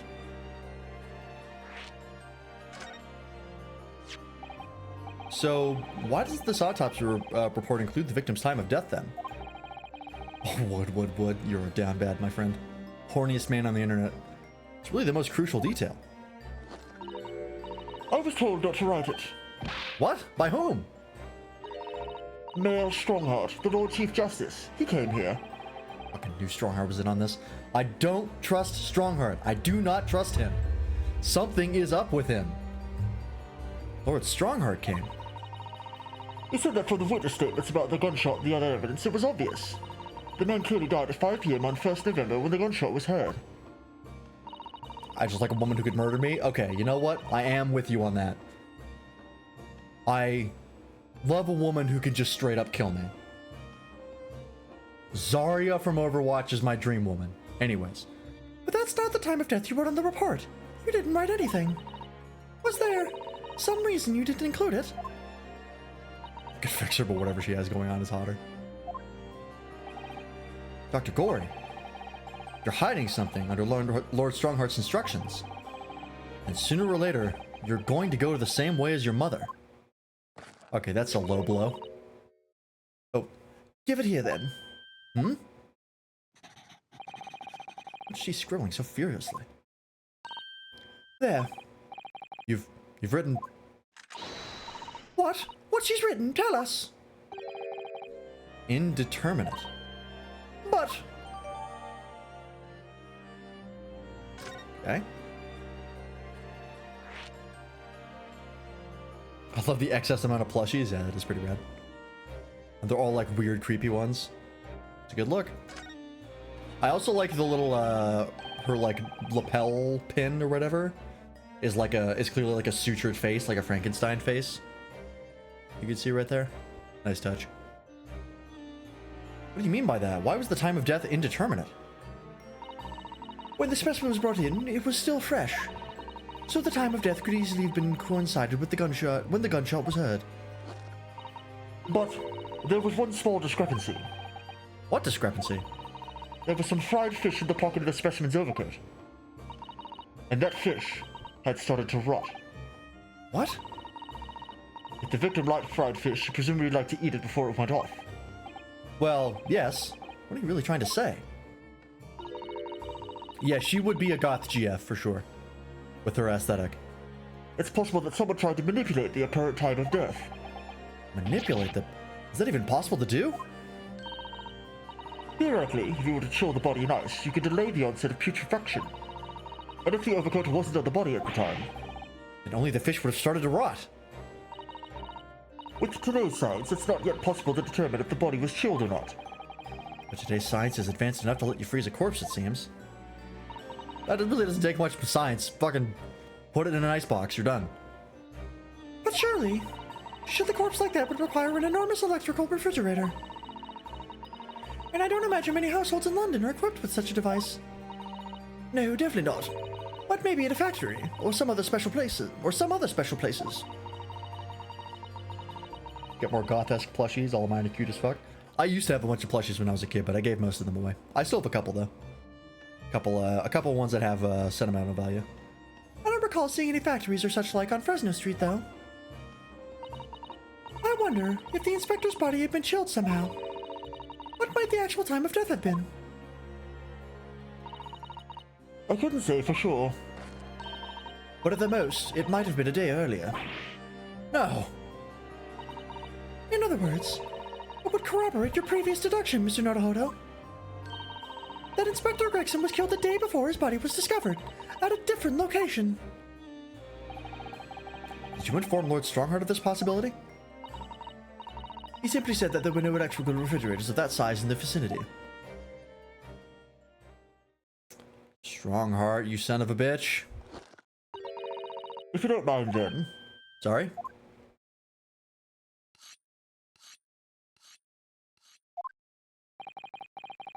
Gone back to sharpening her blades. not now, or my data here might start to rust. I think perhaps we'd better leave Dr. Gori alone. We could try again later if we manage to find some more clues. Orangutan, a fennec, 4 cats, a mudkip, a magikarp, a shark, a T-Rex, and a blahaj. I have 2 dogs, a lemur, and a lamb. Okay, so there's that done. Haven't gone to see Daly yet. Okay, I think Daly's the next thing to do. And a meat with a removable bone? That's kind of rad. Is it like a big, like, the rounded meat with the ends on it? Like an anime? I guess he's good. Excuse me. Yeah, that's rad. 2nd of November, St. Sinners Hospital, Ward 3. This is the ward where Mr. Vigil was brought, apparently. To be frank, I'm a little worried about seeing him again. By the time I make a Monster Hunter cosplay, I'll bring that with me as I wear it. Good call. Ah, the lawyer. Hello again. Are you feeling better now, Mr. Vigil? Yes, thank you. Somewhat better. I'm so sorry to have caused you to... I mean, it was because of me. If I hadn't exposed your secret and forced you to remember things you obviously tried to forget. The prosecutor was here until a few moments ago, too. You just missed him. Oh, Cosmo beat us to it. He said much the same as you. He was very apologetic. But the truth is, I brought all this upon myself. Please, don't think like that. Keeping it from Evie, my wife. All these years, I've carried such a sense of guilt. But that's not the worst of it. Over time, I obviously came to deceive myself as well. I'm scared. I'm sitting in Limsa listening to people play music and 2 girls are flirting in Say chat and spamming emotes with email messages on. Yeah, that'll happen. It's the Limsa experience. Oh, God. You mean, how about your dismissal? Looking back now, I'm beginning to think that perhaps Inspector Gregson didn't stumble across me by accident at all. I mean, he compensated me so generously for acting as a stand-in. He was clearly concerned for my well-being and doing what he could to help. Perhaps Gregson knew exactly what had become of Mr. Vigil all along then. I'm sure this is just desserts for 10 years of lies and deception, but...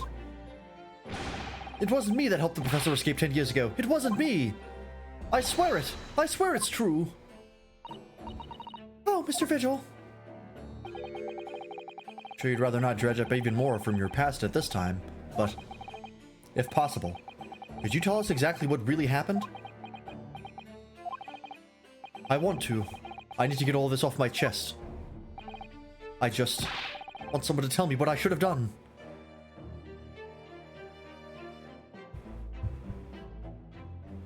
I heard there's a wind-up Nidhogg minion from buying an OST CD, and isn't that like making a plushie of a known terrorist in the universe?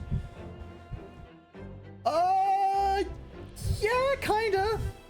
It's not the first time they've done it, though. They make a lot of plushies for just about everything. It's just, I guess, the way of keeping track of history.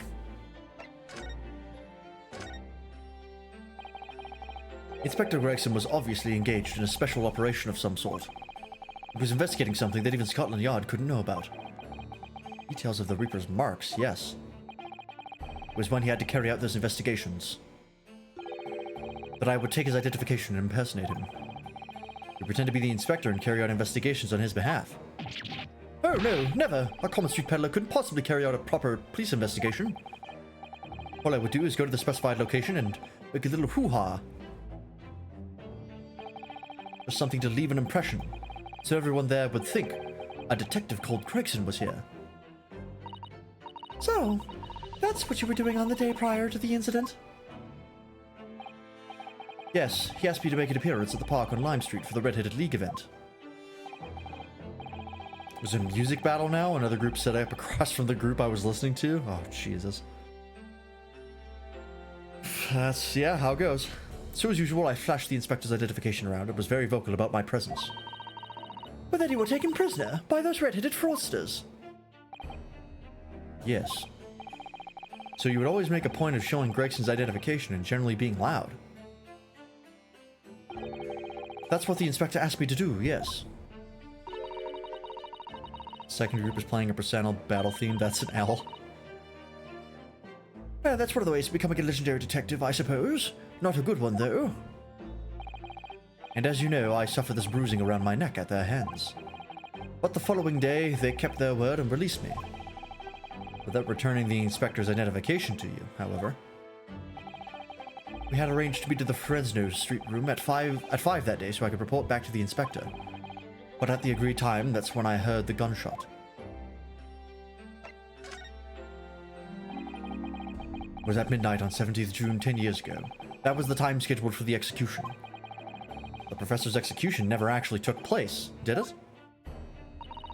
Or rather, the execution itself must have been used to effect the plan of escape. I hardly dare to imagine what a chilling plan it was. I don't know what's worse, that they're playing it or that I recognized it despite not caring much of the Persona franchise. I've never really been interested in the Persona franchise either. I don't know. I don't really understand the draw for it. I know people love Persona 5 and Persona 4 to a slightly lesser degree. And then some people fucking hate Persona 5. So like, I don't know. It's just too anime for me. That crosses the line for me.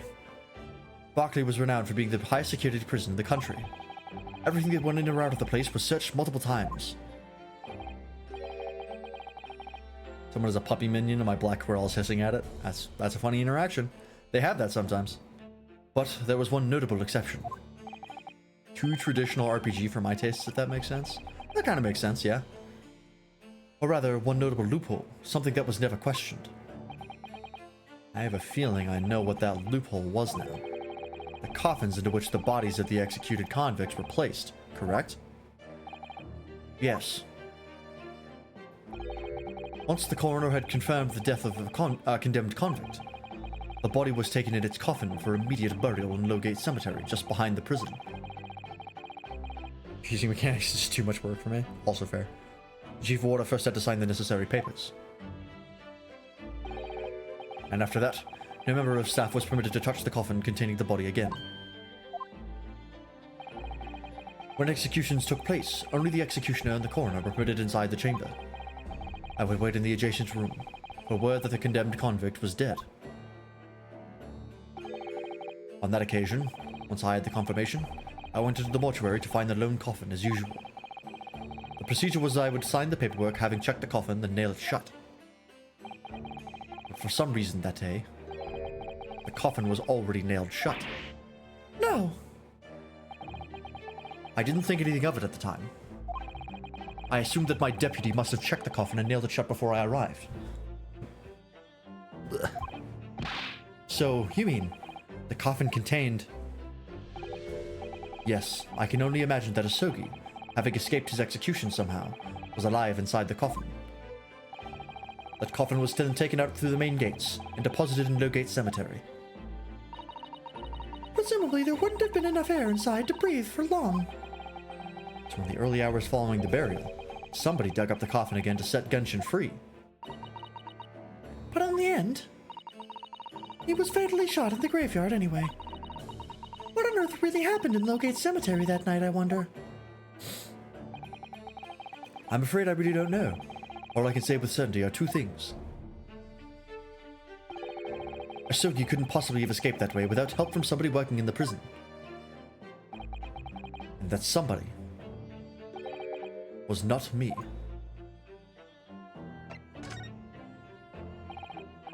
Obviously, you knew the man then. The professor, I mean. Genshin Asogi. Yes, I remember him well, in fact. Would you mind telling us what you know? Well, having been condemned to death as he was, any contact I had with the man was short, obviously. After that trial, which was carried out behind closed doors, attended only by elite members of the judiciary, they called for his execution to be carried out at the earliest possible opportunity. The outcome of the trial was set from the beginning, wasn't it? It was a time of delicate diplomacy when Britain and Japan were in the process of signing an important treaty. That meant this potentially destabilizing case had to be dealt with swiftly and discreetly.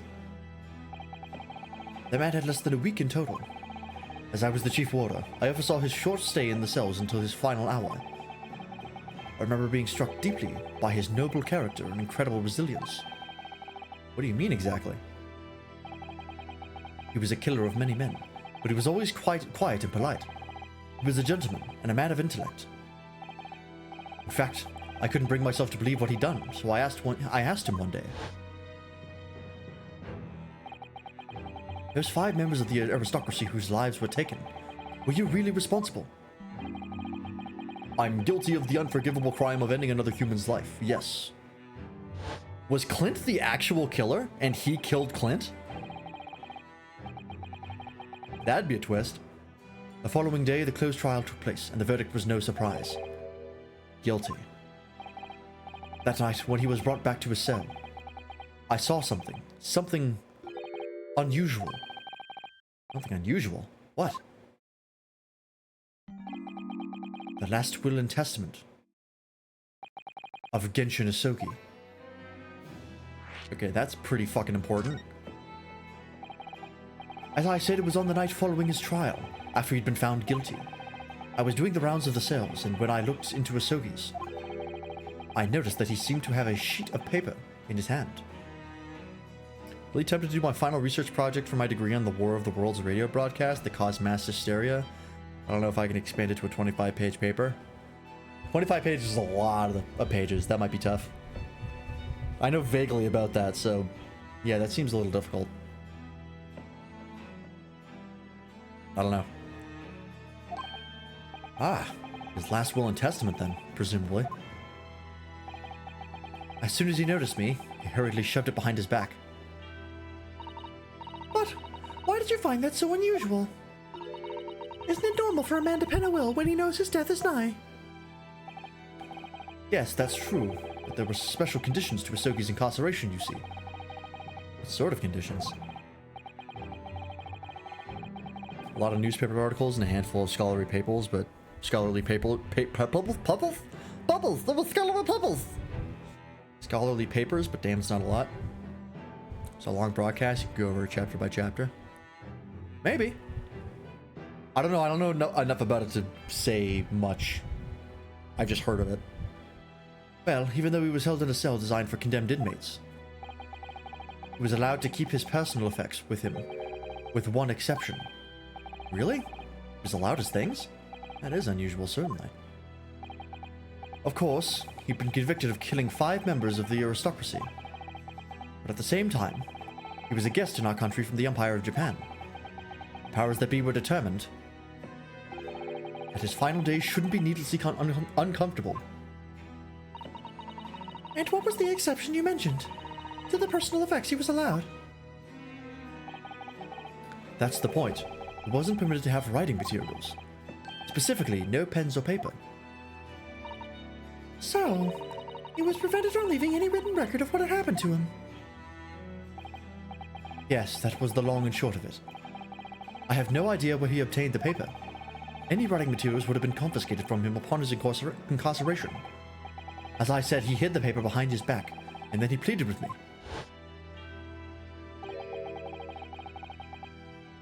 Why did you just hide behind your back? Please. Please turn a blind eye. This is my lifeline. But you know it's against the rules. You're the only person who's seen. If you just agree to keep quiet. Alright then. What's on that paper? A last will and testament. This will is the only weapon I have left now.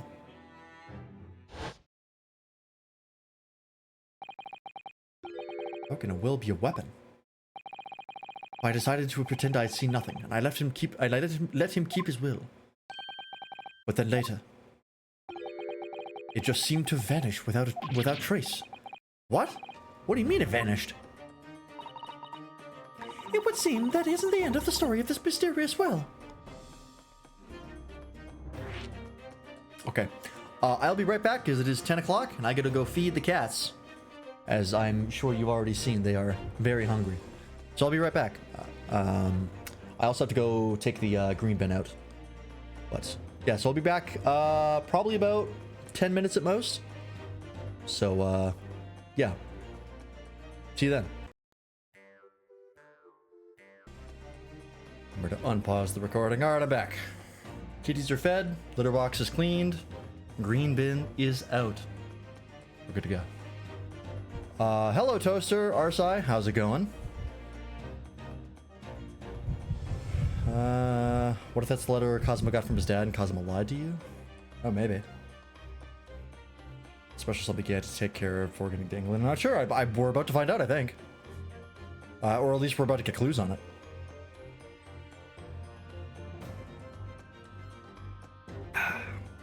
More eating Chinese food? No, I ran out. Today I had a fat burger as a change of pace. And considering that I only have, I think, 2 more days here, I think my uncle gets back the day after tomorrow, I think on the 13th. I don't think I'll get Chinese food again. I think I'll just order in again and then we'll be done. We'll be back home. Try to get some more VODs uploaded before I go. Making spicy chicken patties and a bagel. Ooh, nice. Spicy chicken comes in packs of 10, but buns come in packs of 8. The old hot dog bun problem. I feel ya. All right. Let's see about this will's disappearing, shall we?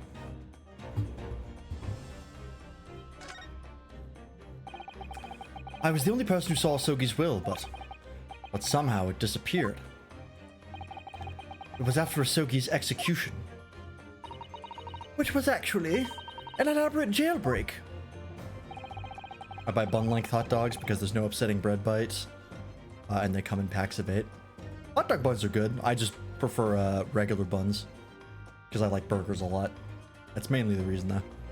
The warders gathered up Asogi's possessions that were in his cell. They were all to be sent back to his family home in Japan, you see. Your poor Kazuma-sama. And you're saying that it wasn't anywhere to be found among his personal effects. The will, I mean. If it was the jailbreak, could we see the dad alive and well in this case? No. So what The jailbreak was that he got sent out in the coffin, right? And he was inside it, but still alive. And then he busted open the coffin in Logate Cemetery where Enoch Drebber saw him, and then he got shot from somewhere. Who knows? So you have come this far, and still you understand nothing. Which KH character is secretly a spider piloting a human meat suit?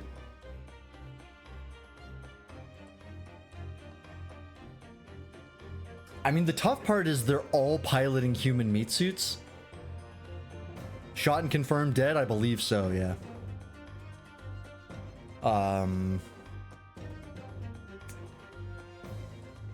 Because that's how a heart works in Kingdom Hearts, is every body is just a meat suit that the heart is piloting. Well, the heart and soul are collectively piloting. It's weird. So it's really just which one of them is most spider-like. Which, fuck, I don't know.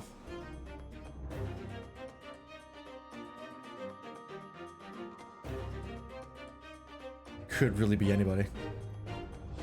Confirmed by who? The tainted morgue person? I don't know if we know who it was confirmed by. But it was in all the newspapers that he was dead. He climbed up out of the grave and then got shot. The will, I mean. That's right.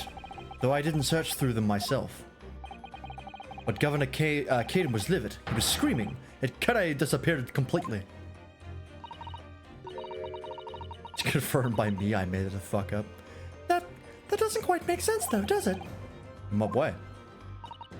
Well, we'd understood that only Mr. Vigil was aware of the will's existence. In which case, how did the prison governor know to look for it? Oh, yes, you're right. I really don't know how he knew, but it certainly seemed as though he knew of the will's existence from the outset. Only he didn't refer to it as a will. What he said was... the Asogi Papers. The Asogi Papers? I really can't tell you anything about the subsequent events. Because, well, of what happened. Your dismissal, and the way you blocked it all from your memory. I'd forgotten all this until today. Also, how did the guy survive falling out of the window? We haven't really covered that he did try to commit suicide and somehow failed. Did he bounce off the window? We don't know. I'd forgotten all of this until today. I don't suppose it's relevant to the case, though. Well, anyway, thank you very much for sharing it with us, Mr. Vigil. We're very grateful.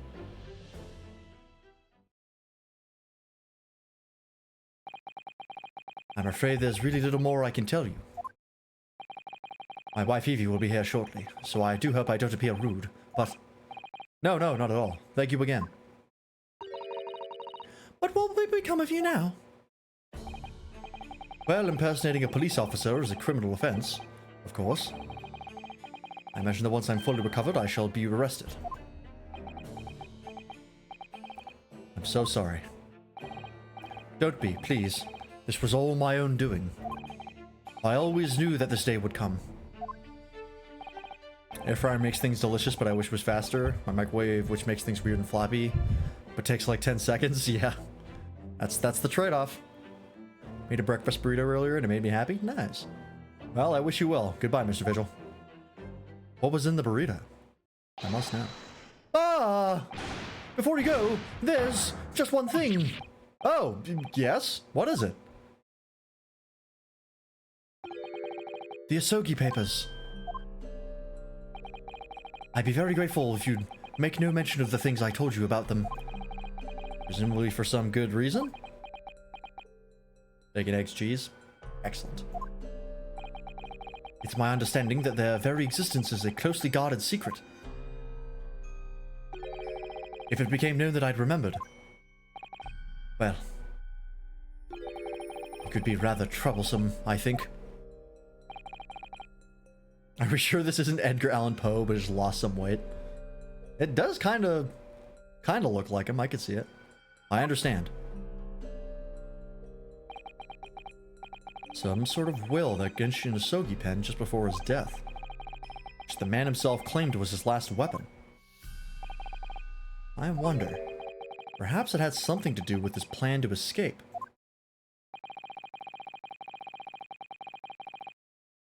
What's his name again? Whose name? Asogi was framed. It's him saying who the real professor was. I'm thinking it's something along those lines, or like some sort of major evidence that links the real person. Poe?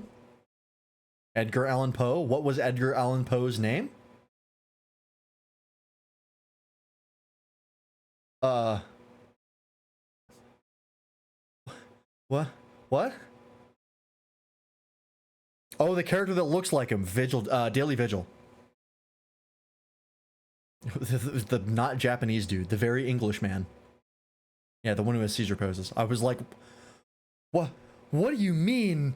What is Edgar Allan Poe's name? I thought I was losing my mind. The one that was convicted of murder twice? Convicted of murder twice.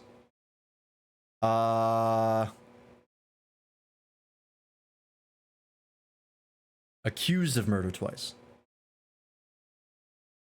Oh, now I know who you're talking about with Edgar Allan Poe. Fuck, yeah, no, I got totally confused. Soseki Natsume. Yeah, no, okay, that, because this guy also kind of had seizure poses, so I thought you were talking about this guy. I totally see what you're saying now, though. That makes sense.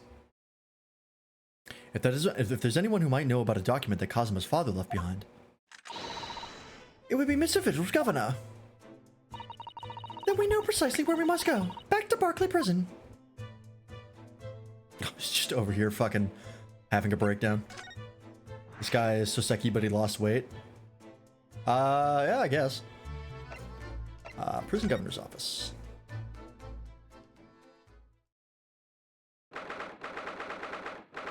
Second of November, Barclay Prison, governor's office. There he is. Oh, back again, are you? Yes. Hello. I've heard all about your investigations. I read the report just now. You found him, eh? Vigil. Yes, luckily. Well, anywho, the laddie doesn't work it anymore, so your case is not to do with Barclay. I wouldn't like you to get the wrong idea about that. Of course, yes. Mr. Vigil stopped working here 10 years ago now, so... Yes, we've seen his dismissal notice, haven't we? He was given the chop. He's got a Giga Chad face, he does. Aye, Kimmer, you can very well. So, how about a wee handcuff biscuit? Oh, they really are little handcuffs. And as hard as irons, too. So, what's it on here today? Well, there's something else we'd like to ask you about, actually. Is that so? We believe there might have been a document that disappeared from Genshin Asogi's cell. I think it's been called the Asogi Papers or something. Didn't Daily Vigil literally just tell us, hey, please don't tell anyone about the Asogi Papers? Didn't he just say that?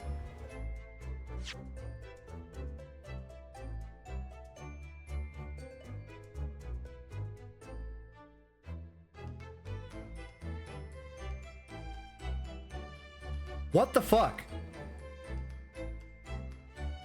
I guess this guy already knows about them, to be fair, because he was looking for them. So... I guess it's okay, but like, Jesus, man. Come on.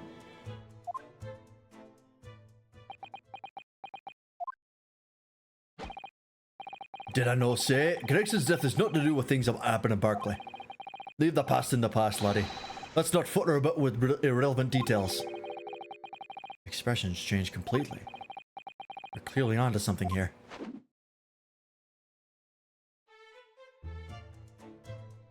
This guy reminds me so much of Major Armstrong. That murderer's botched execution and the whole miserable escape. They were Barclay's darkest hour, eh? A shocking embarrassment. Because the convict had a collaborator on the prison staff, you mean? Aye, for shame. Coroner confirmed the death of the man after his execution, Courtney Scythe. And my chief warder at the time, Vigil, who was in charge of the whole affair. But Mr. Vigil says he didn't know anything about it. But Rascal wouldn't say otherwise, eh? More handcuffs? Oh, how can I say no? You can never have too much iron in your diet. I think you can, actually, but... Mr. Vigil was handed his dismissal notice as a result of what had happened. He was so despairing, he jumped out of your office window, didn't he? I don't like to say, but that's just Vigil trying to get over it. Did you no think he wouldn't have jumped for the shock of his crimes being exposed, eh? I do. You wouldn't say otherwise, though, would you? Of course, I can assure all the responsibility myself. Shouldn't they undeceive me? Actually, there's barely anybody that kens what went on at the time, no? But Gregson had been murdered and Dr. Scythe would have been from having any visitors. No visitors. Someone obviously doesn't want her giving anything away. Well, we're not going home empty-handed. And I would dream of sending you packing now. We're not, come here. Here, take a handcuff or two. Oh, well, it would be rude to say no. Wouldn't want to become anemic. I suppose if there is anybody who might still care about what happened there back then, it'd be that lass from the forensic division, Maria Gorey. Maria Gorey?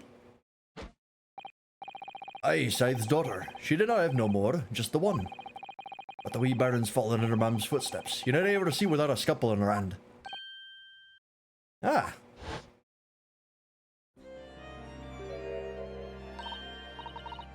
Oh, what is this? Ah, where did she spring from? And did you just call the doctor Mama? Dr. Scythe's daughter, Maria Gorey. We could do with talking to her. Already did, but I guess we're gonna go back. So, she's Dr. Scythe's daughter, but her surname is Gorey. Aye, there's some family history, I'm sure, but I didn't ken the ins and outs of it. We grew up watching a mem working for the bodies of the folk who died in the strange circumstances, and decided to do the same with our own life. Can I understand it myself? Perhaps she was driven by a deep respect for her mother. Perhaps. Anywho, she was in charge of Gregson's autopsy, I believe. Right, and the coroner responsible for the incomplete report. Someone told me once that the wee lassie always loved her mam's stories about cutting up bodies. There's even a rumour that she used to listen to the funeral march as a lullaby. That's rad as fuck. Well then perhaps her mother might have told her about the autopsy from the case 10 years ago. Aye, I'd say there's a fighting chance at least. After all, that was a life-changing case for all of us. You really need to speak to Miss Gorey yourself about this, I think. Well, thank you very much. I'm no happy about any part of this. It took years for Londoners to finally forget the whole professor business. Can you no get on this lie? Stop asking pointless questions. I'm sorry, I don't like dredging up these painful memories for everyone. Can you no just stay away, no? Leave me alone and didn't come back here, eh? Well, I got one more thing to ask you about. How'd you come to ken about that lie? There's no many folk even here in the prison who've heard of those papers. Ah, well, can't tell Mr. Vigil told me. I'm afraid our sources must remain confidential, sir. You've been led to believe the papers are actually a last will and testament. Is that right? Asogigate? The professors, or rather Genshin Asogi's.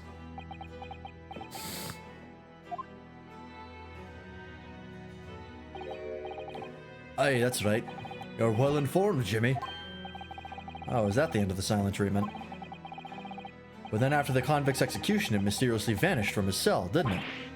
There's no you're for off cock there. I think it didn't quick cut your facts straight. I like this accent because if I do it poorly and I just fucking speak gobbledygook, it's still accurate because it's Scottish. If it was there in the cell, it was there in the cell, exactly what it should have been. Oh, not what we heard elsewhere.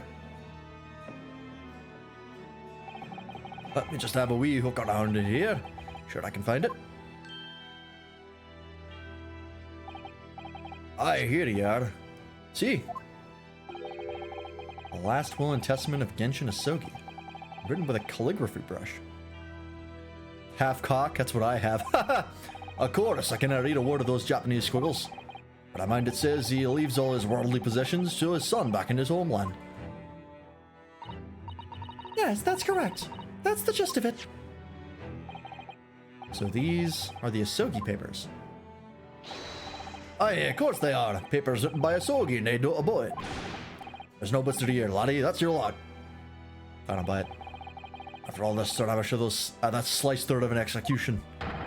We sent the man's possessions back to his clan in Japan, and that was the end of it. I think we ought to make a record of this, Mr. Naruhodo, just in case.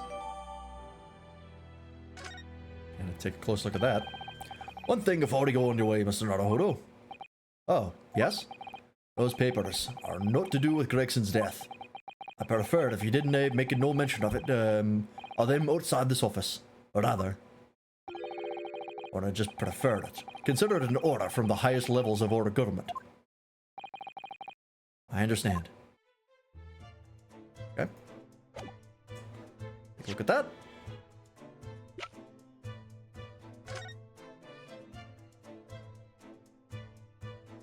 I, Genshin Asogi, hereby request that upon my death, any and all material possessions and wealth belonging to me in London be delivered to my son Kazuma Asogi in the Empire of Japan.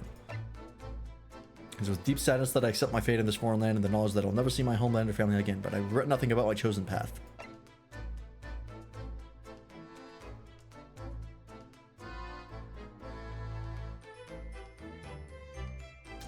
Here's the only reason I think this might be faked. And this might be a localization thing and not actually a clue. But Asogi is the family name.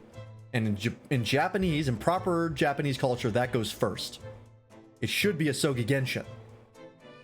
Now, I don't know if that's because of the localization to English, that they switch those around, because they like to do that a lot, or if that's an actual clue. But otherwise, this seems pretty nondescript.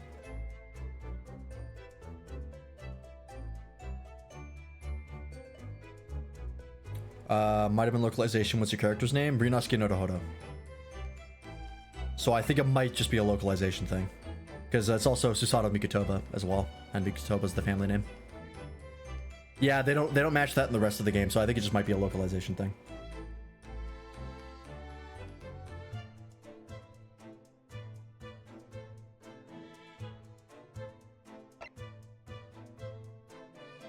But if that's the case, then yeah, this really doesn't have anything in it. It's just regular Testament.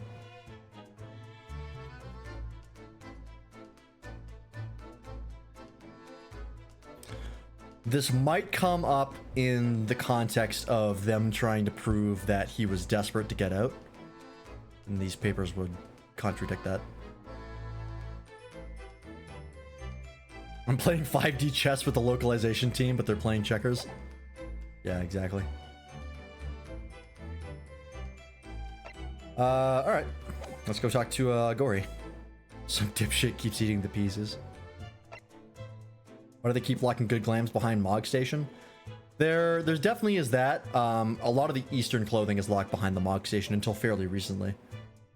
But it's also because you don't have access to Stormblood and Shadowbringers that had a lot of good glam pieces. I found Heavensward didn't have a ton to work with. Except for the replica Sky Rat stuff, or Sky Pirate stuff, but you can't get that because you don't have access to the market board. Alright, let's go talk to Gory again.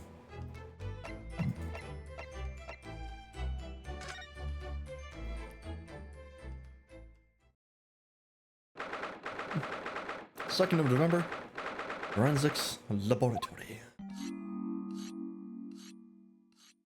Keep sharpening that thing, there's not gonna be a blade left. I'm on sharpening again. You're still not dead. Anyway, I don't have anything more to tell you about that specimen. Actually, we're not here to ask you about Inspector Gregson. We were hoping to talk about your mother, Dr. Side. It's something the governor of Barclay Prison mentioned. He said that she was responsible for confirming the death of the professor after his execution. Really want the cruise chaser amount, but I don't want to spend a 20. Yeah, it's crazy expensive. That's not all Mama did. Sorry? My Mama carried out the autopsy of Clint Van Zieks as well. What? Really? The brother of Lord Van Zieks, the professor's final victim. The idea of carrying out an autopsy on a member of the aristocracy was completely unthinkable back then, but the detective in charge of the investigation insisted and was miraculously authorized. That detective being Inspector Gregson, of course. Quite an accomplishment for one man. That autopsy provided the vital clue needed to arrest the killer. And Mama was there for that historic event. What does all this mean?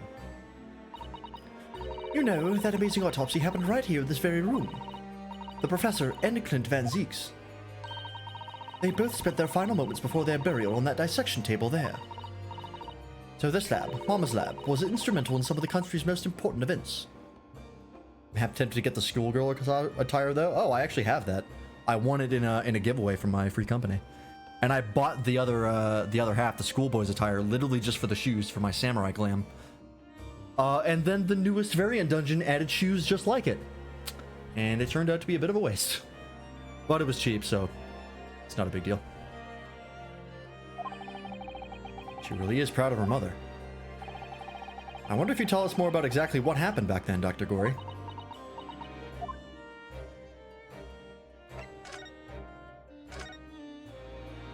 We might be doing... No, this should be wrapping up soon.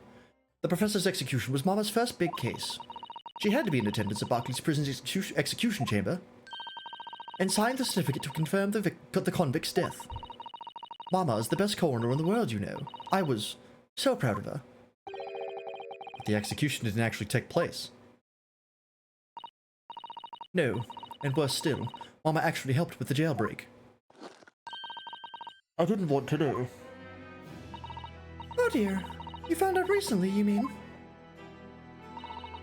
I believed in her, in Mama, but now I wonder if I'm starting down the same path as her. You mean because you omitted the time of death on this autopsy report? But that's because Lord Strongheart forbade you from including it.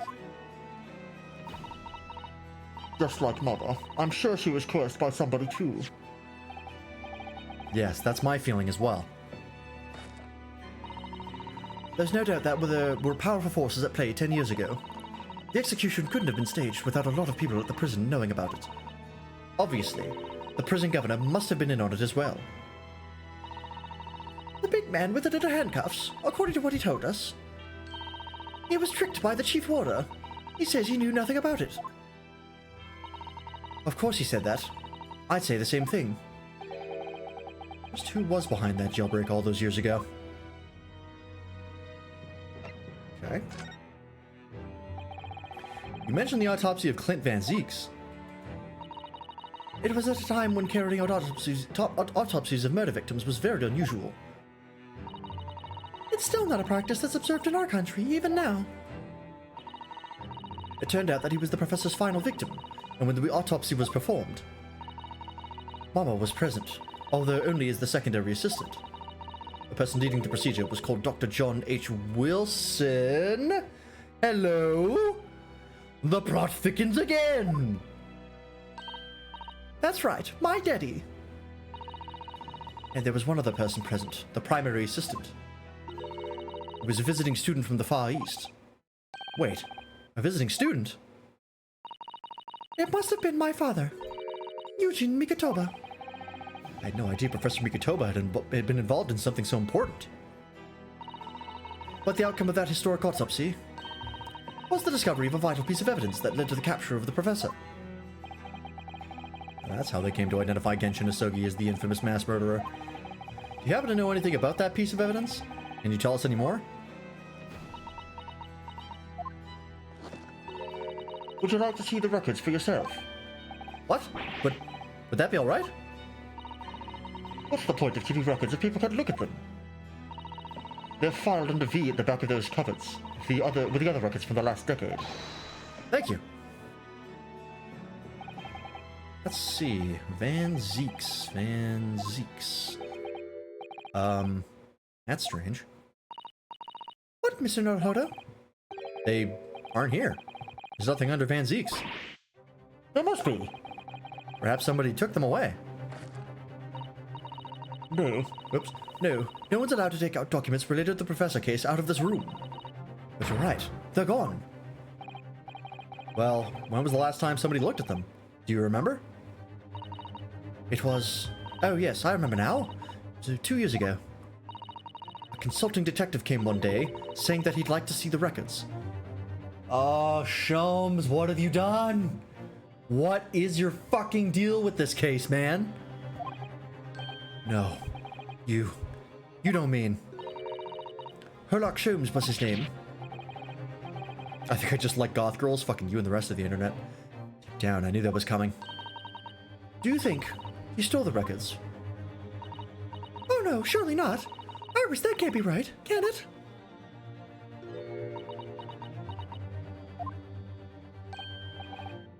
Iris?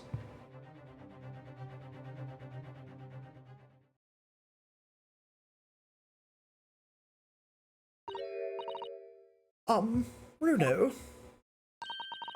I hope you don't mind, but What is it, Iris? I've just remembered something very important I have to do. I'm going to have to leave you now. Oh, this is very sudden, Iris. Well, we'll come with you then. Oh no, there's no need. You and Bruno can take your time here. Bye for now then. Good luck. Suspicious. I threw those papers out last week. I thought Sholmes was just a hoarder. Wait a minute, little girl. Me? I remember now. You've been here before, haven't you? Have you, Iris? Yes, 2 years ago, when that detective came. You were with him, weren't you? You were a living specimen then, too. That's the way it usually works, yes? Was I? I really don't remember. Anyway, sorry, but I mustache. Wait, Iris. I'll brew up a pot for you when I get home. What's the matter with her? She's behaving really strangely all of a sudden. Well, in that case, we won't keep you any longer either. It's been quite a while since I had any visitors. This was really fun. But next time you come, I'd prefer it if you were ready for dissection. I can't make any promises, sorry. It's a bit strange that the records of Clint Van Zeek's autopsy have disappeared. But I think we've asked all we came to ask now. Alright, back to the suite, because that shit's suspicious as fuck. Or not?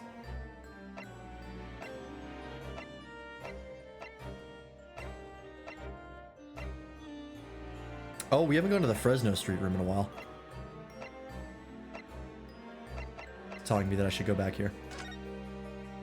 Dissect me, please. 2nd of November, room on Fresno Street.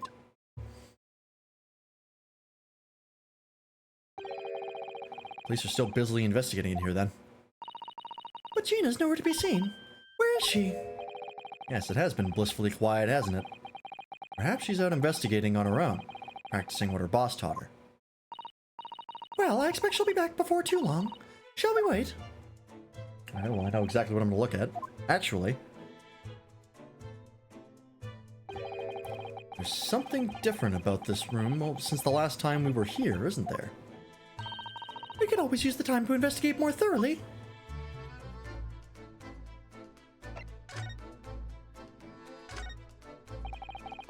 This little trunk wasn't here before, was it? Oh, it appears to be made of metal. It must be very heavy. I wonder to whom it belongs. Oh, there's a scratch on the side of it. You see it in the icon. There are some initials on the outside. Look. TG. Let's ask one of the policemen if they know how it came to be here. Oi, what you think you're doing? There she is. That's my trunk, that is. Hands off. Gina! Where were you hiding? I don't know, you leave something unattended for a few seconds, and every Tom, Dick, and Harry's got his greedy eyes on it. Just a wild guess, Gina, but... What? Spit it out, Odo. Is it fair to say that you've only owned that trunk since this morning's trial? Yeah, Tobias Gregson, 100%. What are you trying to say? Come on, this truck goes with me everywhere. Always has. Where you been where you been the last year? Trying not to incur your wrath, mainly.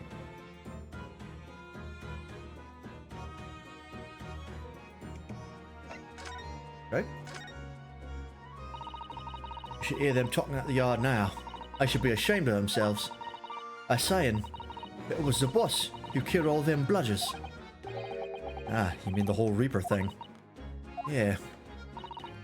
Apparently the boss was investigating stuff that no one else at the yard knew nothing about. Stuff to do with all them crimes but got off scot-free. Criminals, not crimes. Yes, the ones prosecuted by Lord Van Zieks who used bribery and corruption to evade conviction. But then obviously it was that bloomin' Reapers giving the orders, weren't it? But why would people be suspecting Inspector Gregson of being involved in the killings? There was a notebook in his office. Oh no, this doesn't sound good. It had details about all the crimes that have been pegged as the Reaper's work. What? No. Did you see it, Gina? Did you see that notebook? They wouldn't flamin' let me, because I'm just an apprentice apparently. But it was me who found it, and he was my boss. That's right. I was pretty miffed about it, so I sneaked a peek at what it said anyway. Oh. That's our Gina.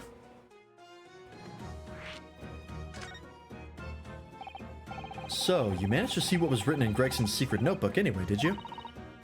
Well, I see it. It's my right to read what he wrote.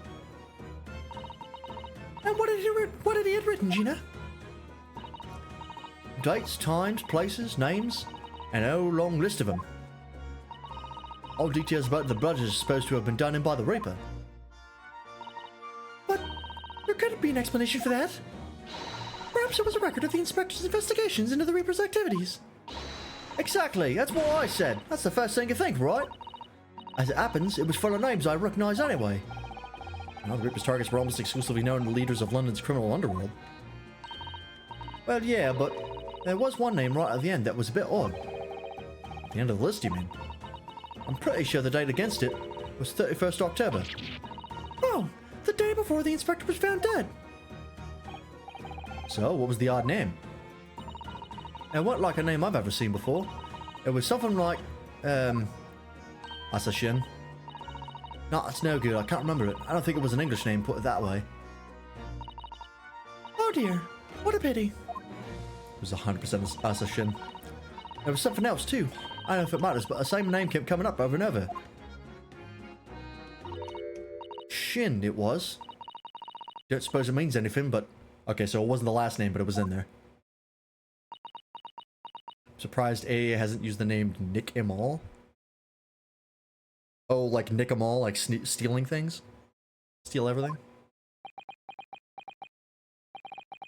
Did you say Shin? Yeah? What? It does mean something. Yeah, that'd be a good one. In fact, this game would be the perfect place to introduce that name, but... They had other ideas. Lord Van Zieks knew the name too. He mentioned her as well. The woman who actually did the deeds. And now, we found out her name appeared in Gregson's secret notebook. We haven't seen you for a little while, have we, Gina? Well, of course not. I've been busy, ain't I? Investigating in that. Lads at Yard are trying to trace the boss's movements in the day before it happened. The day before? That'd be the undercover investigation into the Red-Headed League, then. Maybe the boss didn't go, did he? You found some cove what was pretending to be him, didn't you, Odo? Yes, it was Mr. Vigil who actually went to the park on Lime Street that day, posing as Gregson. Well, anyway, you ain't the only one turning stuff up. I've got my own ways of getting results. Yes! Yes! He's back! Woo! He's back! Oh, thank God. I thought I'd never see him again. Let's just hang on the screen for a little bit.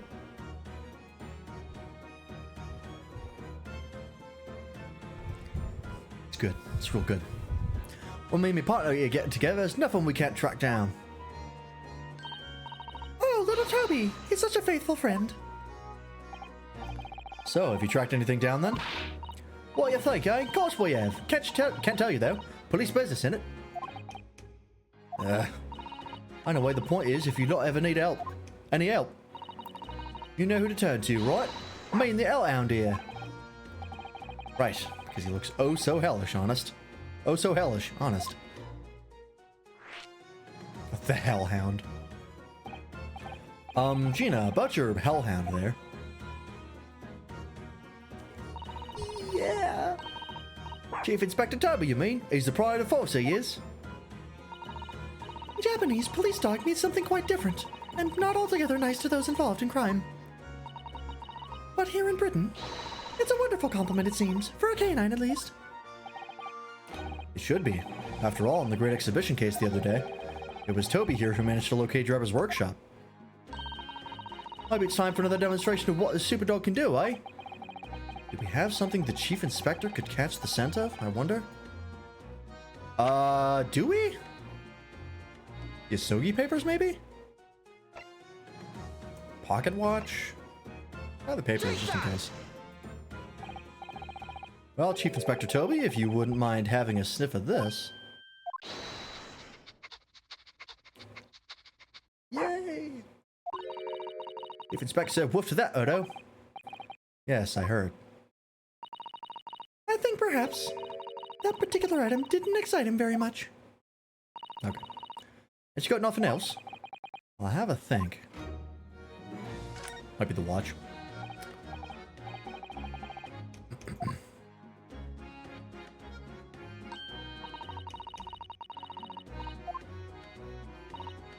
I mean, another Palico player just dancing.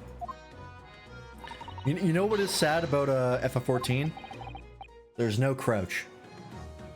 That means you can't do the universal gameplay language of crouching repeatedly in front of somebody to indicate friendliness.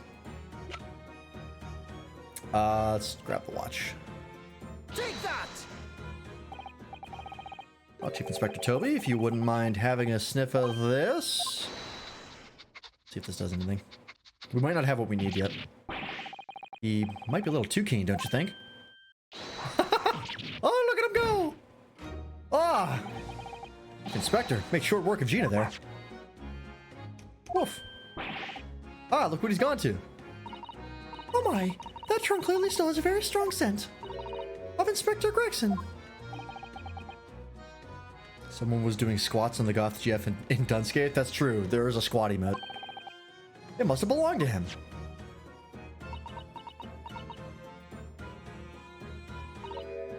Alright, it's a fair cop, I suppose. And you nearly got away with it, too. You always talk. Was that a Scooby-Doo reference? That's pretty good. You always talk so proudly of Chief Inspector Toby's nose and what it can achieve. Did it not cross your mind that he might identify something that was right next to us? Yeah, that was a bit of a bloomer, wasn't it? That's enough now then, Gina. Eh? I think it's time you told us the truth about that trunk.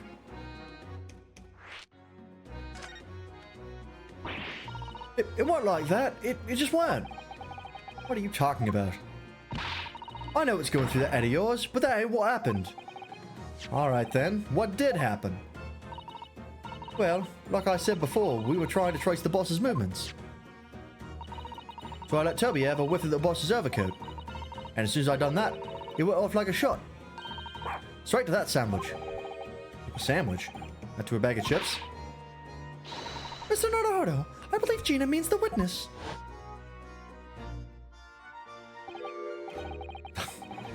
Ah yes, that sandwich. Oh, I forgot about that sandwich. Yeah, I had it in between them wooden boards of his. That boss's trunk. You mean when they heard the sound like a gunshot and all piled in here? Exactly! He nabbed it from the scene! Goodness. Me, the Chief Inspector, gave that sandwich a good grilling, and you know what he said? I thought it might fetch a good price and the chap wouldn't be needing it anymore, so... Well, that's all I did. Nothing more, nothing less. What'd you aminate a check of it, eh? Stand the dead boss's stuff to flog. Miss Venus wasn't the only one to meddle with the scene of the crime. Then. How could they? So anyway, that's how it happened.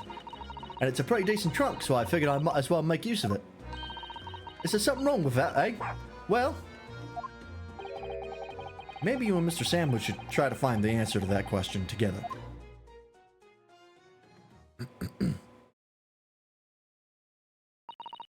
I think Perhaps that trunk should be turned over to the police, don't you? What are you on about? I am the police. Gina, if you wouldn't mind, could we maybe examine it? Yeah, alright then. Do what you want with it. Thank you. We shall make a detailed record of our examination of the evidence. Alright.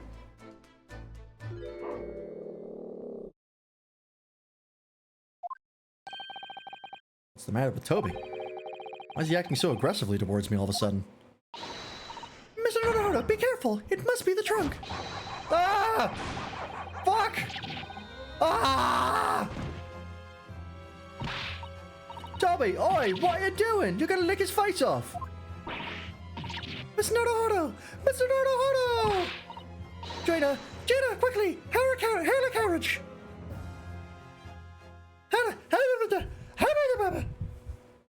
Someone uses the pizza cutter switch axe? Hell yeah.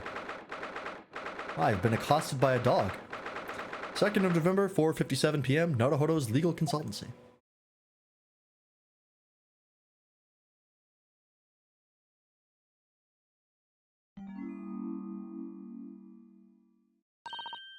Oh, Mr. Naruto, are you alright?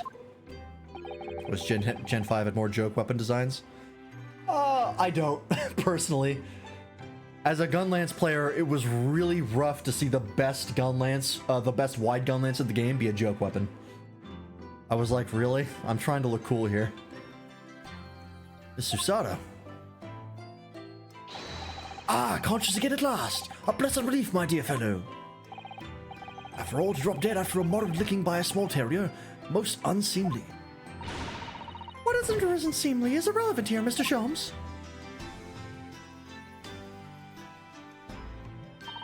I'm so glad there's no lasting damage. How are you feeling? I'm fine, thank you. Did you bring me back here? Ah, what's this on my head? A bandage? Sadly, we had no ice, so that's a compress of sugar water. Sugar water? Don't worry, Mr. Naruto. It's a first aid treatment that my father taught me. I love that Flailsy falls down, yeah. Oh, thank you. MHGU had an anime ending after you beat Village Velstrax? Oh. Interesting. So let us take to you when you're feeding up to it. But of course, no sugar in the patient's cup. Up in my head is throbbing sweetly enough, don't worry. Hee. Whenever you feel ready, then.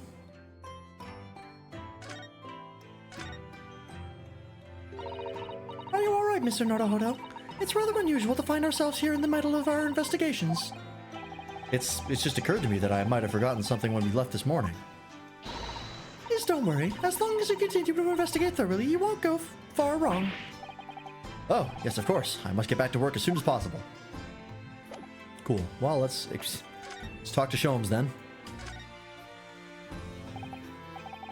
Thank you for your concern, Mr. Sholmes. My dear fellow, think nothing of it. I must say I was quite startled when I heard that you'd been attacked by a dog.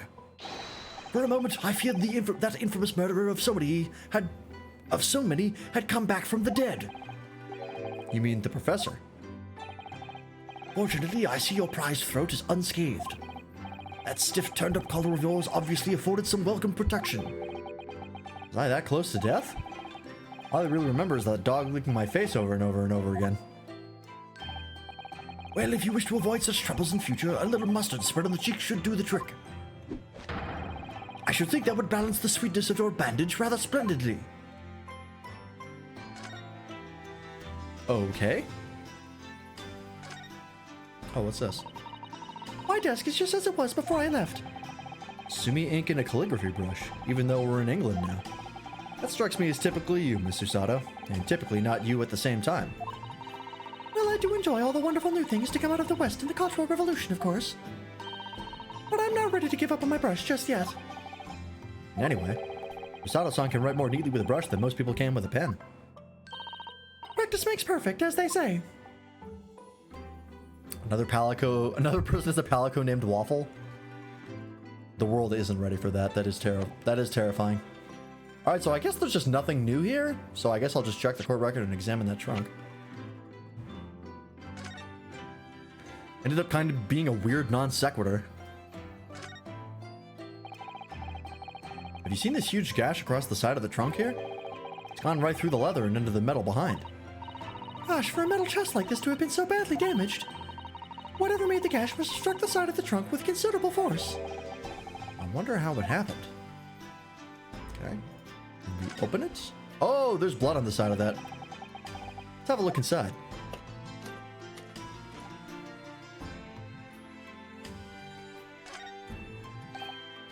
Look, there's something inside. Ooh, let's see. It appears to be a passport, authorizing him to travel overseas. Is Inspector Gregson about to go on a trip abroad then? Perhaps the date of departure might tell us something. That was... Oh, What is it?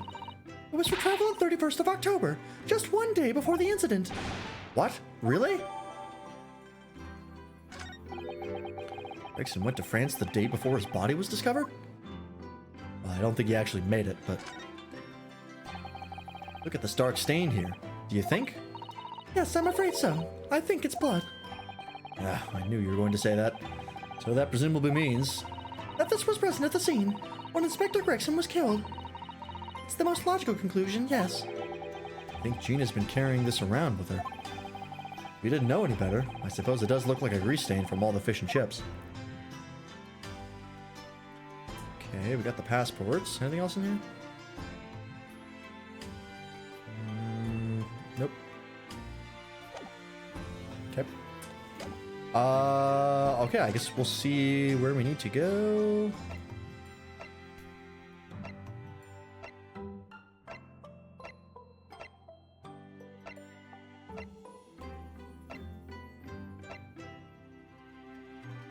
Where do we have to go? None of these are giving me a hint of like, We haven't been here in a while, have we?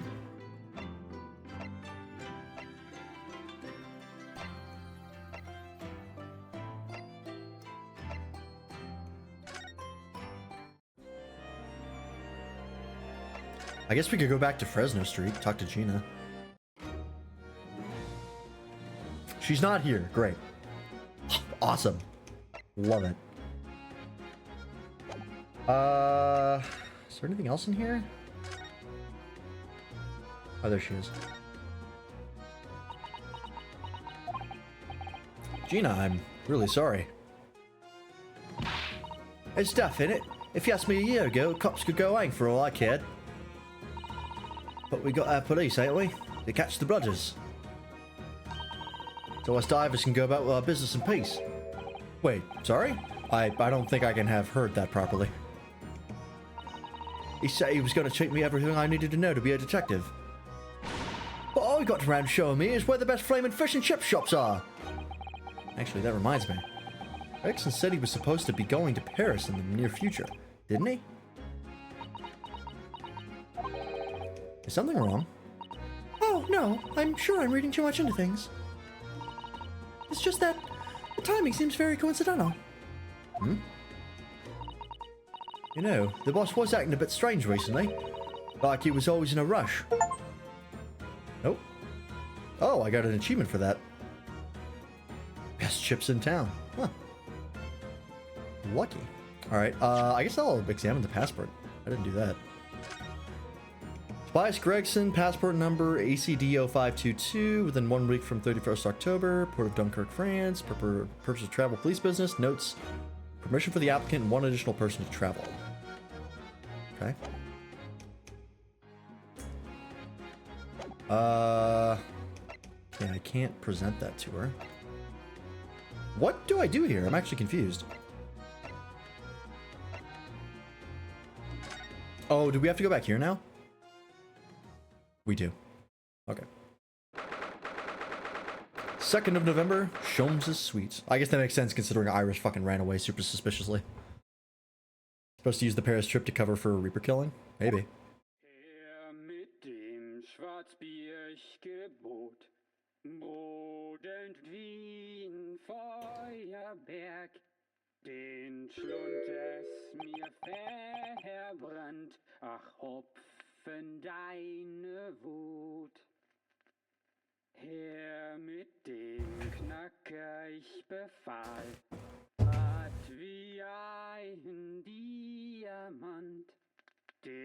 Tannenzweige es brach, o über deine Wut.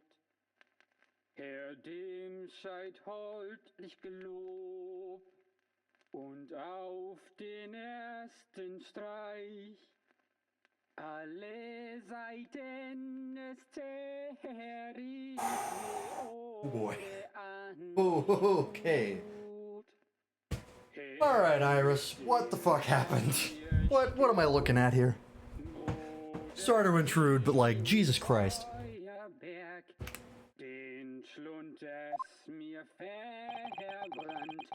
What on earth is going on in here? Am I having a bad dream? Ah, no, it's an old German folk song. Rather a fine rendition, I think. That's the least of my concerns. Sure hope this isn't copyrighted. That'd be unfortunate. Iris. I don't think Wild Hearts is selling well. It's already on a 40% sell. I mean, I just need to look at the reviews to fucking know that. Iris, what's the matter? Uh-oh. I think she knows. What was that sprawling? I mean, that relaxed gentleman over there. Iris? Is she even listening? Excuse me, sir. I do apologize for troubling you whilst you're singing so merrily, but would you be kind enough to explain the situation? Oh, that worked. A crooning gentleman and a mute young girl. A rather tantalizing juxtaposition. And one that appears to have incited the gods of deduction within me to find their voices too. Ah, Mr. Sholmes, do you mean? Oh, God. The strains of reasoning within me are playing now as a delightful duet. The strains? Is that supposed to be strings? That's another typo, I think. One melody sings of a reunion full of nostalgia, whilst the other is a morose theme about the great secret you're trying so desperately to conceal. Iris? It's turned as white as a sheet.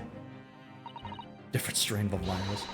So as usual, you've instantly seen to the very heart of the matter. And by the time my own brief performance is over, I feel sure this gentleman's song will reach its finale.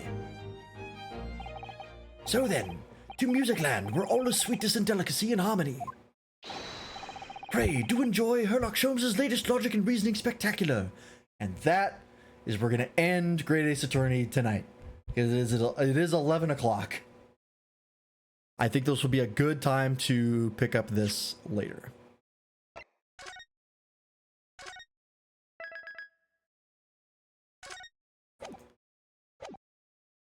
We will be back here on Friday, probably, to continue with this. We'll see what fucking shenanigans Herlock Sholmes has for us. And hopefully, I don't think this investigation will take too much longer. We've already been going pretty late, so we'll see where it goes. But yeah, so we'll end the recording here. YouTube, thanks for watching. Hope you enjoyed. We'll see you in the next episode. Bye-bye.